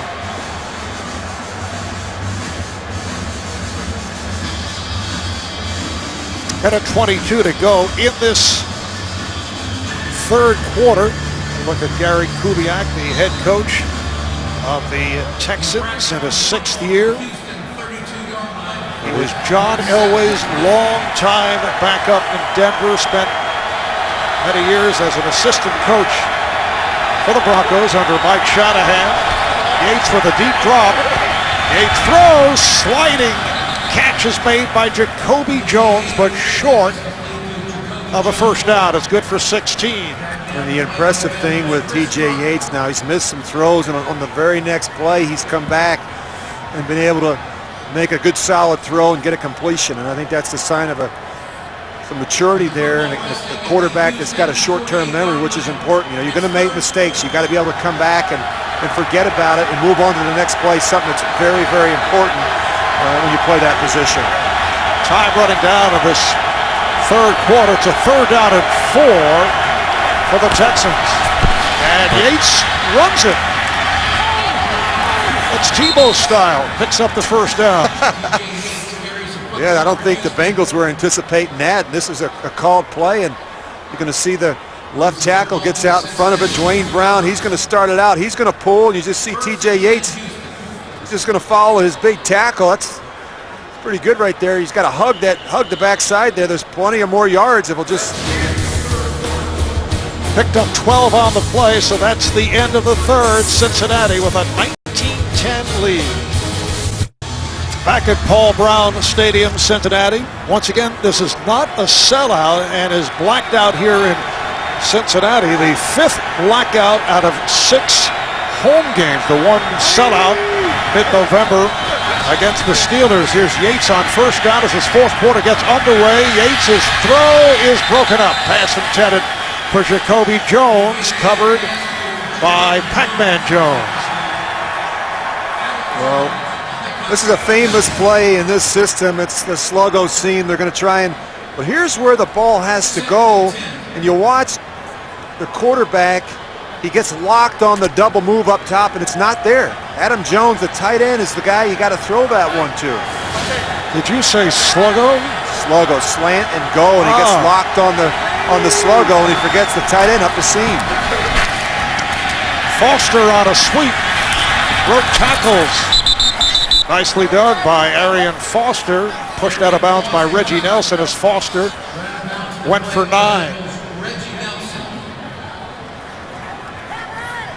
Well, you're going to see more and more of Arian Foster late in the game. He doesn't like to come out for Ben Tate. This is really where he starts to get rolling, and you're not going to be able to arm tackle Arian Foster very much. We talk about getting a lot of hats to the ball. That's the key to stopping a back like Arian Foster. And Rick, he is so good at following his blockers, as we saw on that play a moment ago. 3rd and 1. Foster to the other side, and he stopped behind the line. Looked like he might have slipped.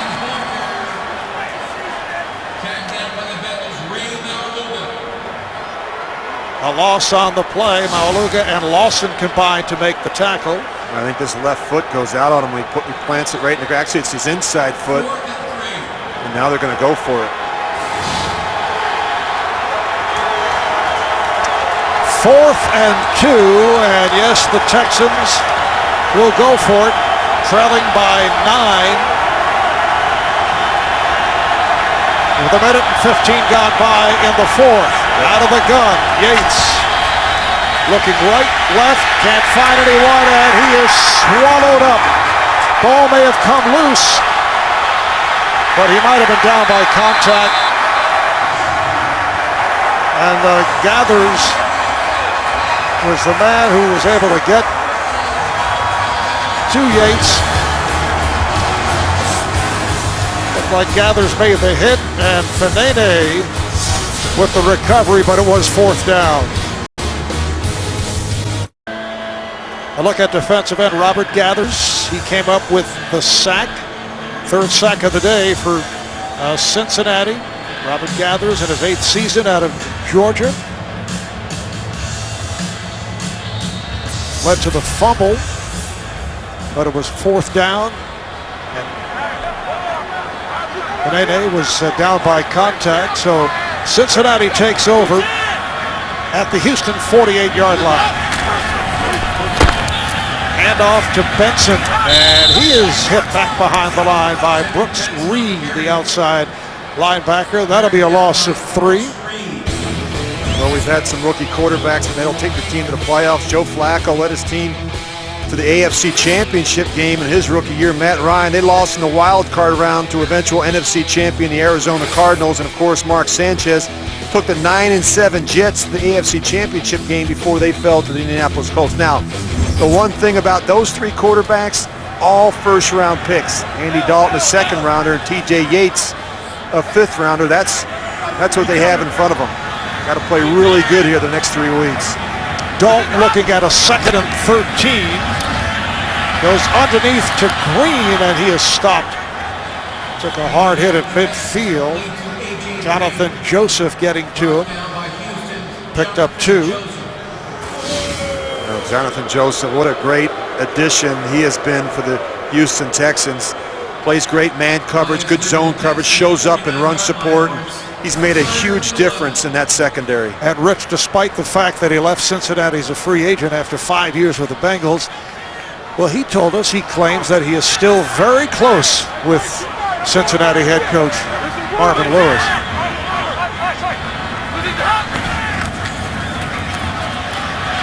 Here is Dalton throwing the deep ball, broken up. Intended for Green, and again he and Joseph in a battle. Yeah, and Jonathan Joseph is right there to make this play, but even yet, A.J. Green almost catches this thing. I mean, this is what you can't account for. I mean, this guy goes up and catches it tries to catch it at its highest point. And it's 6'4" with probably a 38 or 39-inch vertical jump. That's very tough for the shorter Jonathan Joseph. Punting unit is on. This is Kevin Huber. Kobe Jones is back. And Jones tried to stay in bounds, but stepped out. 36-yard punt. 19-10 Bengals. 11:50 left, 4th quarter. Welcome back to Cincinnati, Ohio. Houston Texans back in possession, starting at their 25-yard line. Yates with the pass to Foster, but he fumbled. Recovered by Cincinnati. Another fumble. Bengals recover again in an adventure. And it may have been Eric Winston who was able to get to the football. Number 73 is on top of it, just shy of the goal line.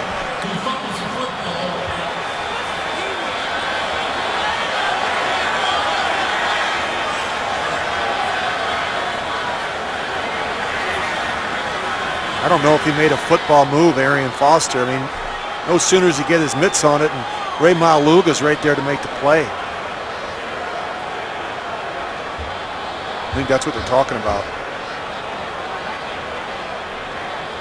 The ruling on the field is the pass was caught, and then it was fumbled twice. It was ultimately recovered by Houston, and because of the change of possession between their first possession and their last possession, it's a first down.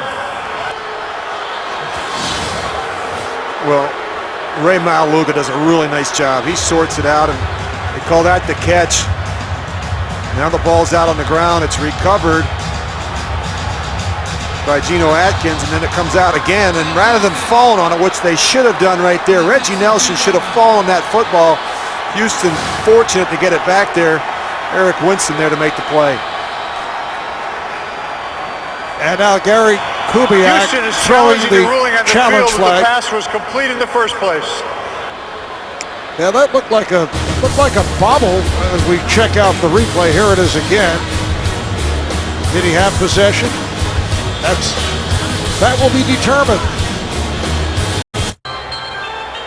We're waiting for Ed Hockley's explanation of that wild The play. ruling on the field stands as called. It's Houston's ball, the 2-yard line, first down, and Houston is charged with their first timeout.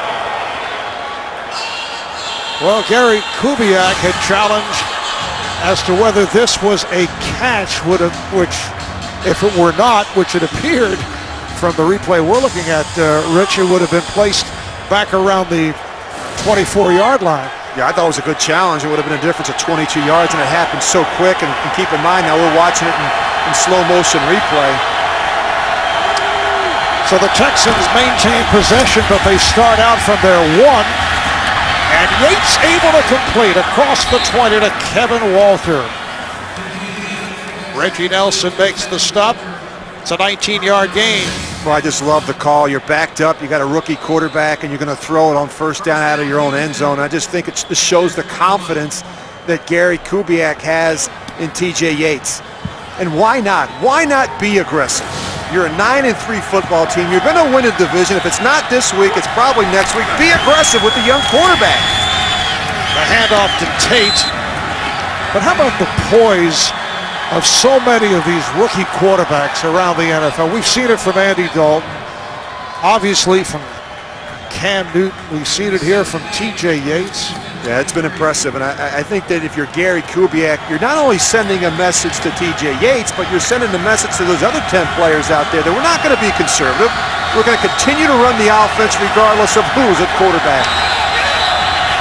2nd and 8, and Ball started the offense, flags. number 65. 5-yard penalty. 2nd down. Mike Brizell, the right guard, called for the offside. And we didn't see as much of this last week. And now keep in mind, we've had 3 different starting quarterbacks in the last 3 games for the Houston Texans. And that could be very difficult for the offensive line. Everybody's got a different tempo, a different cadence. You see Brizell there, he jumped the gun. Only the 4th penalty called on Houston. Kevin Walter splits wide to the left. That's Casey in motion. He's in the slot.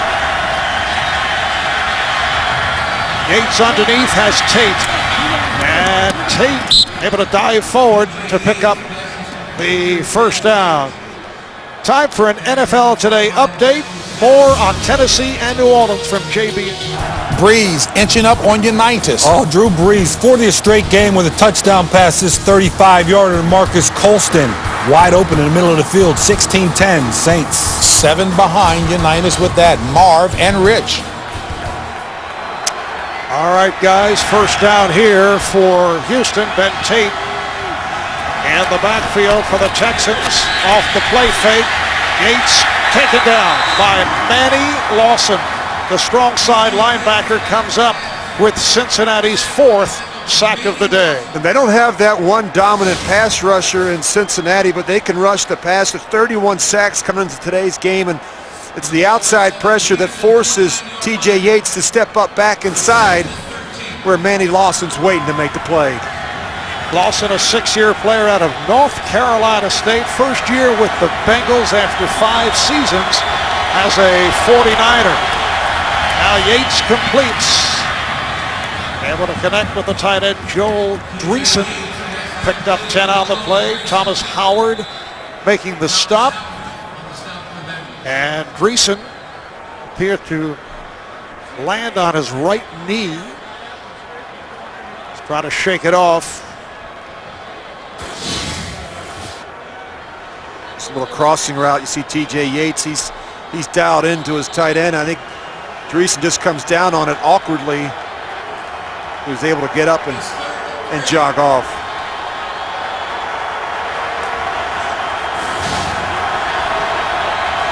Big play right here, 3rd down and 3 as we approach 8.5 left in the 4th, and a 19-10 lead for Cincinnati.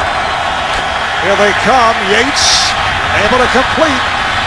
Has a 1st down and more. Jacoby Jones stopped by Thomas Howard, and that's an 18-yard gain. Well, they're really getting hurt right now, Cincinnati, with these crossing routes, and they're not accounting for the receivers just working back across. You see those linebackers, they're so dialed in it, but they're not passing it off. And that's the problem right now. I mean, you can't let Jacoby Jones run all the way across the formation. 1st down at the Cincinnati 43. Yates underneath to Tate. Spins to the 35. Ben Tate picks up 8. Again, the tackle made by Thomas Howard, the weak side linebacker. Yates has been perfection on this drive, hitting on all 5 of his passes for 69 yards. He's doing a better job finding those backs, those checkdowns.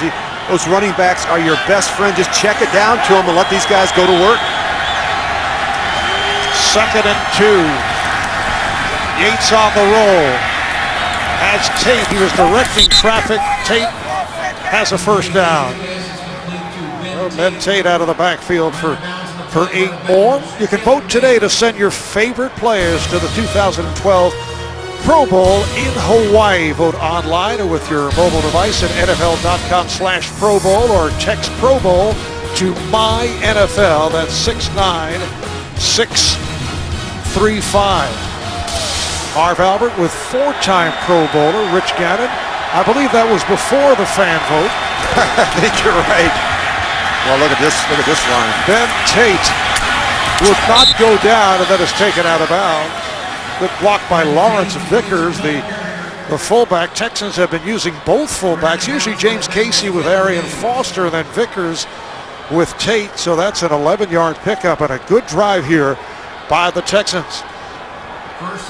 You look at the pass distribution. They've done a nice job mixing up the tight ends, receivers, the backs, and they don't discriminate. And if you're open, you're going to get the ball. And TJ Yates playing really good here on this drive. 1st down for Houston. Off the roll. Tate is chased by Lawson. Pass intended for Kevin Walton. Well, TJ's got to be smarter. You got to understand the situation of the game. You're behind 2 scores with 6:21 to go here in the 4th quarter. You want to be smart. You need to take any unnecessary risk. You got to make sure you see the throws. This the 11th play of the drive. 2nd out and 10. The ball at the Cincinnati 16-yard line. Here is Arian Foster, and again they gang tackle Foster, who has not been able to get going. Just a yard on the play. Thomas Howard, who's been a tackling machine in this 2nd half, the first to get to Foster. Well, they've done a better job staying on their feet, these linebackers, and being patient and disciplined with their gap assignments. And they keep flushing them, keep bouncing these runs to the edge. And in the secondary, these guys have shown up, these corners and safeties and run support. That's how you corral back like Arian Foster. Foster, 15 carries, just 41 yards. 3rd and 9 for Houston. Yates with a deep drop, and it's broken up. Intended for Derek Mason. Reggie Nelson providing the coverage. There's Nelson, 5th year out of Florida.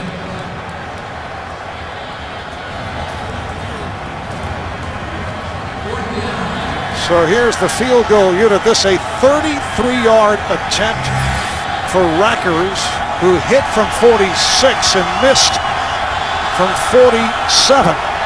Houston in a situation where they need 2 scores, field goal and a touchdown. And Rackers puts it through to cut the Bengals lead to 6. You're watching the NFL on CBS. It's a 19-13 lead for the Bengals over the Texans as you look at Neil Rackers getting set to kick it off. Does not have the leg strength of Brett Hartman, the Texan punter who is out for the rest of the season after being injured last week. Hartman was the kickoff man. They signed Matt Turk, who is strictly a punter, so Rackers will kick it to Brandon Tate.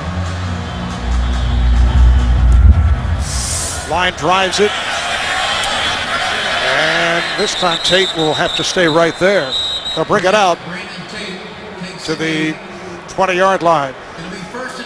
Well, A.J. Green knows each week going in that he's going to go up against the best corner every week. That's just the way it's going to be. And this week it's Jonathan Joseph. And he's done a pretty nice job. I would say he's gotten the best of them, but 5 catches for 59 yards. He draws the pass interference here. And this is what really concerns you, his ability to go up and make plays like this. Single coverage, double coverage, it doesn't make a difference when you're 6'4" and you've got that type of vertical leaping ability. He really attacks the ball in the air, and that's why Andy Dalton continues to give him chances. Dalton for the Bengals starting out from their 20-yard line with 5.5 to play here in the 4th. Benson picked up 2. Coming up, time permitting, after the game, the NFL Today update presented by Verizon. Join JB, Dan, Shannon, Boomer, and Coach Bill Cowher for all the latest NFL scores and highlights. Well, we refer to this as the 4-minute offense, even though we're still at 5 minutes. The ability to finish a team off, to be able to take the ball here and not allow Houston to get back on the field. Put together a few first downs, make the Texans start taking some timeouts, but don't give that offense a chance to get back on the field. And you saw what Houston has done here in the 4th quarter as Dalton completes to the tight end, Jermaine Gresham. And he has the first down. Daniel Manning, Jason Allen on the coverage. First down, Cincinnati at the Bengals. It's a 9-yard advance. New Orleans is now extended to a 22-10 lead on Tennessee. And Jake Locker playing for the injured Matt Hasselbeck, who's out with the calf, and now Drew Brees and the boys starting to pile on. Houston and Tennessee meet on the final day of the season as Benson is stopped, and the ball was not loose, but the play was blown dead. Connor Barwin on the tackle. Whether that final game will have any meaning remains to be seen. Well, this one's tough for Cedric Benson. I mean, no sooner does he get the ball, and Quinn's right there, the safety. Now watch Connor Barwin try and rip this thing out. And Cedric Benson's got to be very careful. At this point in the game, you got to have 2 hands on the ball. Ball security is absolutely critical. 2nd down and 9. 4 minutes to play in the 4th quarter. Empty backfield for Andy Dalton. And Dalton could not find anyone, did not want to take any chances. And flag is down.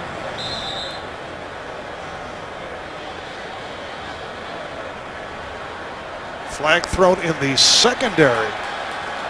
That's probably going to be against Jason Allen. Well, the quarterback was in the pocket before the sack. It was illegal contact, defense number 30. That's a 5-yard penalty enforced from the previous spot and an automatic first down. Wow, that's a significant call. Jason Allen, the defensive back, is called on it. Yeah, I think what happens is Andy Dalton starts moving around and Jason Allen panics a little bit. And got Jerome Simpson going right by him. He wants to make sure he doesn't give up the big play. And critical mistake. It gives Cincinnati a first down up at the 39-yard line.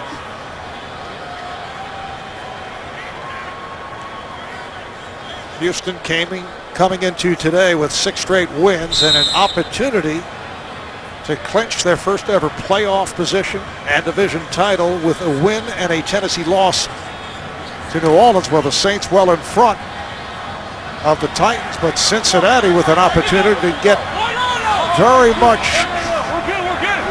back into that playoff picture. With a win today, they would go to 8-5. Here's Benson.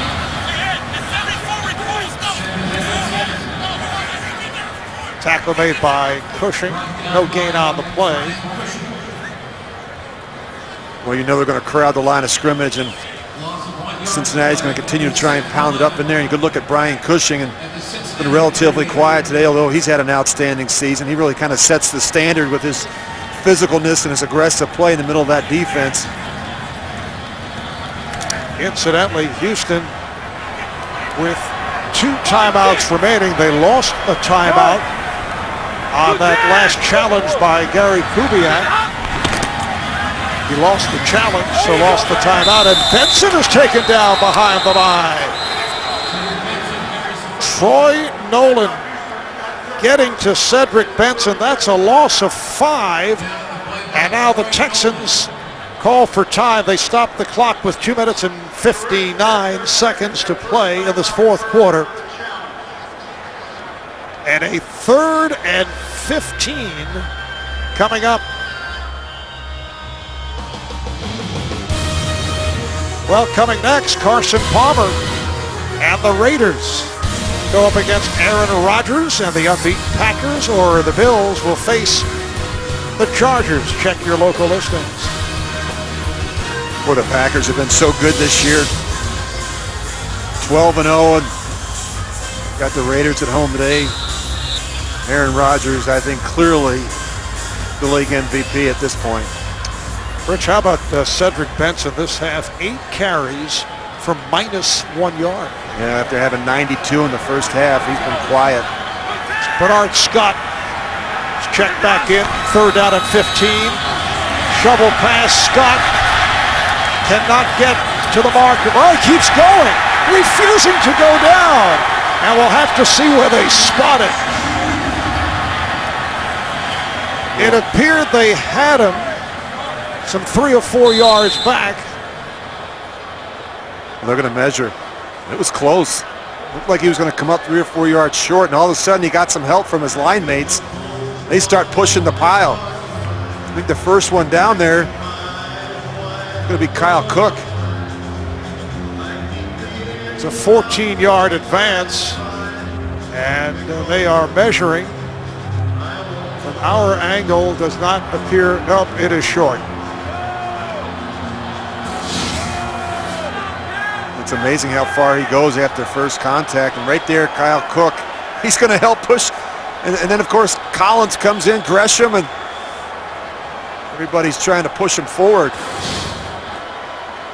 It was Daniel Timeout, Houston. Manning That's their finally 3rd and final was timeout. able to get Scott to the ground, and Houston just took its final timeout. They'll have the 2-minute warning with 2 minutes and 43 seconds to play. Cincinnati's offense is back on the field, and Andy Dalton talking to the players in the huddle. They may go no snap, no play here. And from my experience, Marv, it doesn't work as good after a stoppage. It's much better, when the clock is running. Now the Texans have had a chance to talk about it in the huddle. In effect, they'll be looking to draw Texans offside. Yep, no snap, no play. And he will go with a hard count. Or they may decide to run it. Oh, he got his own guy. No, you can't do that. That's embarrassing. And you see the Texans celebrating.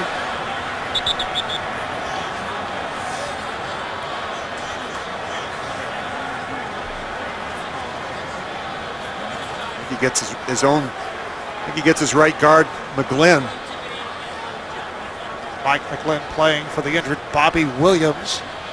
False start offense, number 66. It's a 5-yard penalty. Although a member of the defense on the other side of the line moved into the neutral zone, that by rule does not cause a neutral zone infraction because it was too far away from the false start. Referee Ed Hockley always Fourth gives down. the precise interpretation, which is very helpful. Well, you're going to see there's the right guard. But you watch the hard count. Andy's trying to get them to move a little bit. You see the left defensive end. He's going to move. It has nothing to do with McGlynn moving on the right side. So Huber with the punt. Jones fields it. And just taken down at the 20-yard line. It's a 44-yard punt, 6-yard return. Jeremy Miles makes the stop. 2 minutes, 33 seconds to play. Houston has used all its timeouts. They will have the 2-minute warning. They do have the ball down by 6. And this is what you dream about if you're TJ Yates, being in this situation. 2:33 on the clock. This is what you work on, these 2-minute drills, going all the way back to training camp. Foster and Vickers in the backfield. Play fake. Pass intended for the fullback, Vickers. You might ask yourself why the play action fake on first down in this situation, and the reason is because the Houston Texans like the protection that it gives them. Andy Dalton just got to realize that incompletions on early downs, not the end of the world. Parents of TJ Yates having difficulty watching it. That's John and Carol Yates. Second down and 10. And TJ Yates completes for the first down. The tight end Owen Daniels makes the catch. That's good for 11. Thomas Howard with the stop. Clock running. Can he get off another play before 2 minutes? I think he can. Yates to the sideline, and the catch is made by Daniels. That's short of the first down. Stopped by Pac-Man Jones. Good for 6. And there is the 2-minute warning. Texans trying to rally down by 6. Back in Cincinnati, Marv Albert, Rich Gannon, 2 minutes to play. In this fourth quarter, the Bengals try to hold on. They're in front of the Texans, 19-13. The rookie quarterback Yates fires downfield and is incomplete. Intended for Kevin Walter. The Texans, who have won 6 in a row, the last time they lost back in week 6 in Baltimore, Matt Schaub knocked around by the Ravens defense. Texans secondary beaten for a few long passes. Arian Foster had a tough day. That's also been the case here this afternoon. Ricky Williams' touchdown run capped the win for the Ravens, 29-14. A minute 55 to play. Yates, beautiful catch made by Daniels, the tight end, and has a first down. Had it on the fingertips. Pickup of 8 and a first down for Houston. Meanwhile, New Orleans with a 22-17 lead over Tennessee in the fourth quarter with about 4 minutes to play. Here is Yates, and the catch is made at the 35 by Kevin Walter. Reggie Nelson, the free safety, makes the stop. No timeouts remaining for the Texans. There's a couple big-time throws there from TJ Yates. Now he's going to clock it. The throw to the tight end Owen Daniels, and he comes right back, sits in there and slings one down the field to Kevin Walter. It'll be 2nd and 10. Now this first one is really impressive. We go back and look at the last 2 completions, and he's starting to his right. Look at him wheel all the way back around. He can't even get his feet in front of him, not even square to the target. He makes a good throw to the tight end, then the last throw just sits in there and zings this one into Kevin Walter. Walter flanks out to the left side. Yates now 25 of 40, 294 yards. Another impressive performance. Takes a deep drop. He's in trouble. Got to throw it away. Yeah, it looked like he wanted to, and the ball comes out, but he was down. Michael Johnson getting the reps on Yates for the 5th sack of the day by Cincinnati. And that's what he can't afford to do. The clock continues to run, and first down there, inexperienced. You've got to throw the ball away. You can't take a sack. 3rd and 15, 45 seconds to play. Yates in trouble again. Yates will run. Has a wide open field. Yates gets inside the 25, has a first down and more, has to spike it right here. Clock running as you see, down to 25 seconds, and that will stop the clock. On the line for the Texans if they can pull this out. And if Tennessee loses to New Orleans, they would clinch their first ever playoff berth. They're talking about the history of the Houston Texan franchise.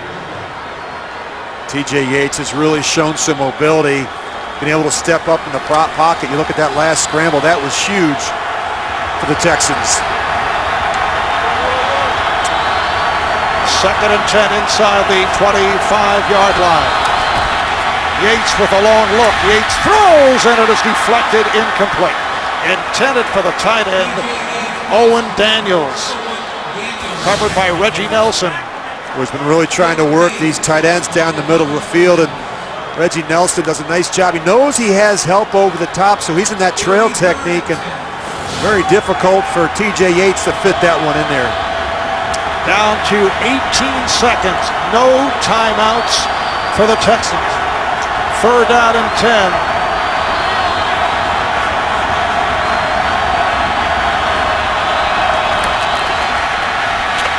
Yates throws end zone. Intended for Jacoby Jones, and a flag is down. They're going to get They're going to get Adam Jones there for grabbing Jacoby Jones. Right at the end, he's going to panic. Pass interference, defense number 24, grab the arm. Ball is placed at the spot of the foul. First down. Well, you have Jones on Jones, and Adam knows he has help over the top, but right there you're going to see with his left hand, he's grabbing Jacoby Jones, not allowing him to make a play on the ball. Houston Texans 1st and goal at the 6-yard line with 12 seconds to play. Boy, and the Bengals can't make the substitution now. They have to take a timeout. And they do. Some confusion there. Late getting the personnel on the field.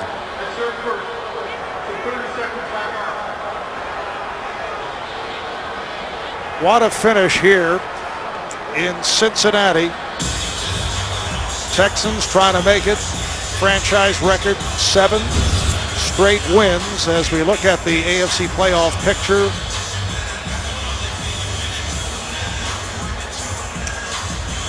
The Jets on their way to a win, so their record would be 8-5.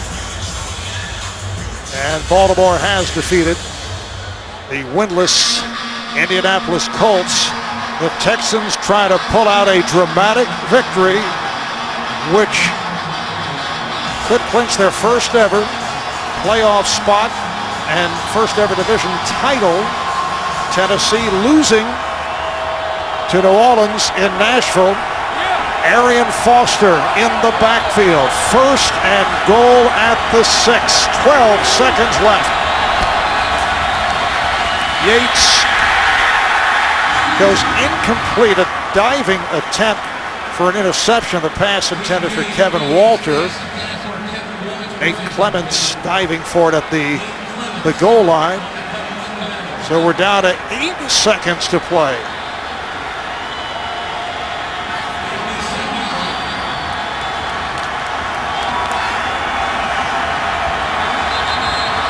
Another timeout by Cincinnati.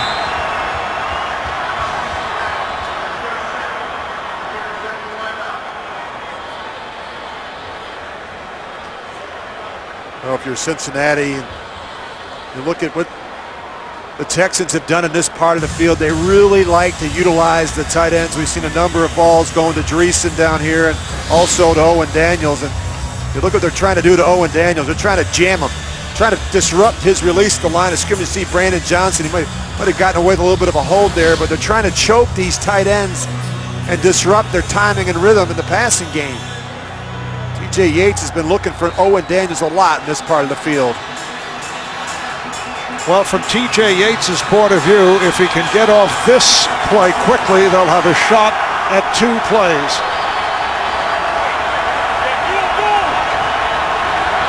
Second and goal from the 6.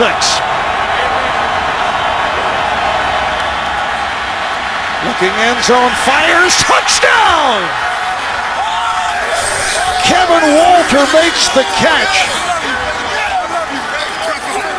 And the game is tied.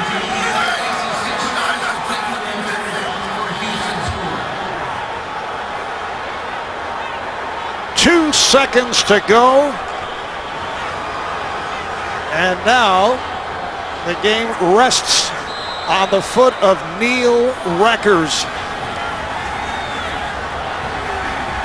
who is 34 of 35 point after conversions.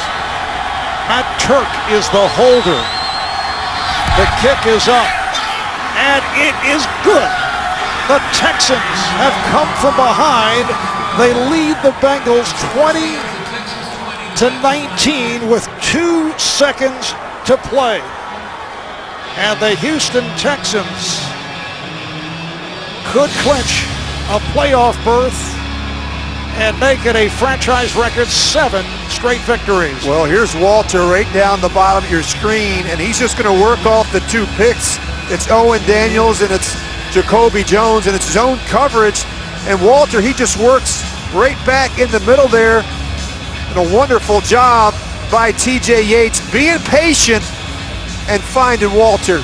What an incredible drive by TJ Yates. You can just see his mom, she can't even help herself. She's crying. What an emotional day for the parents. TJ Yates goes on the road and gets his first win on the road. Got his first win last week in Atlanta. He's 2-0 as a starter. Just the incredible poise for the youngster. 26 for 44, 300 yards, 2 touchdowns, and an interception. New Orleans with a 22-17 lead with 2:18 remaining fourth quarter in Tennessee.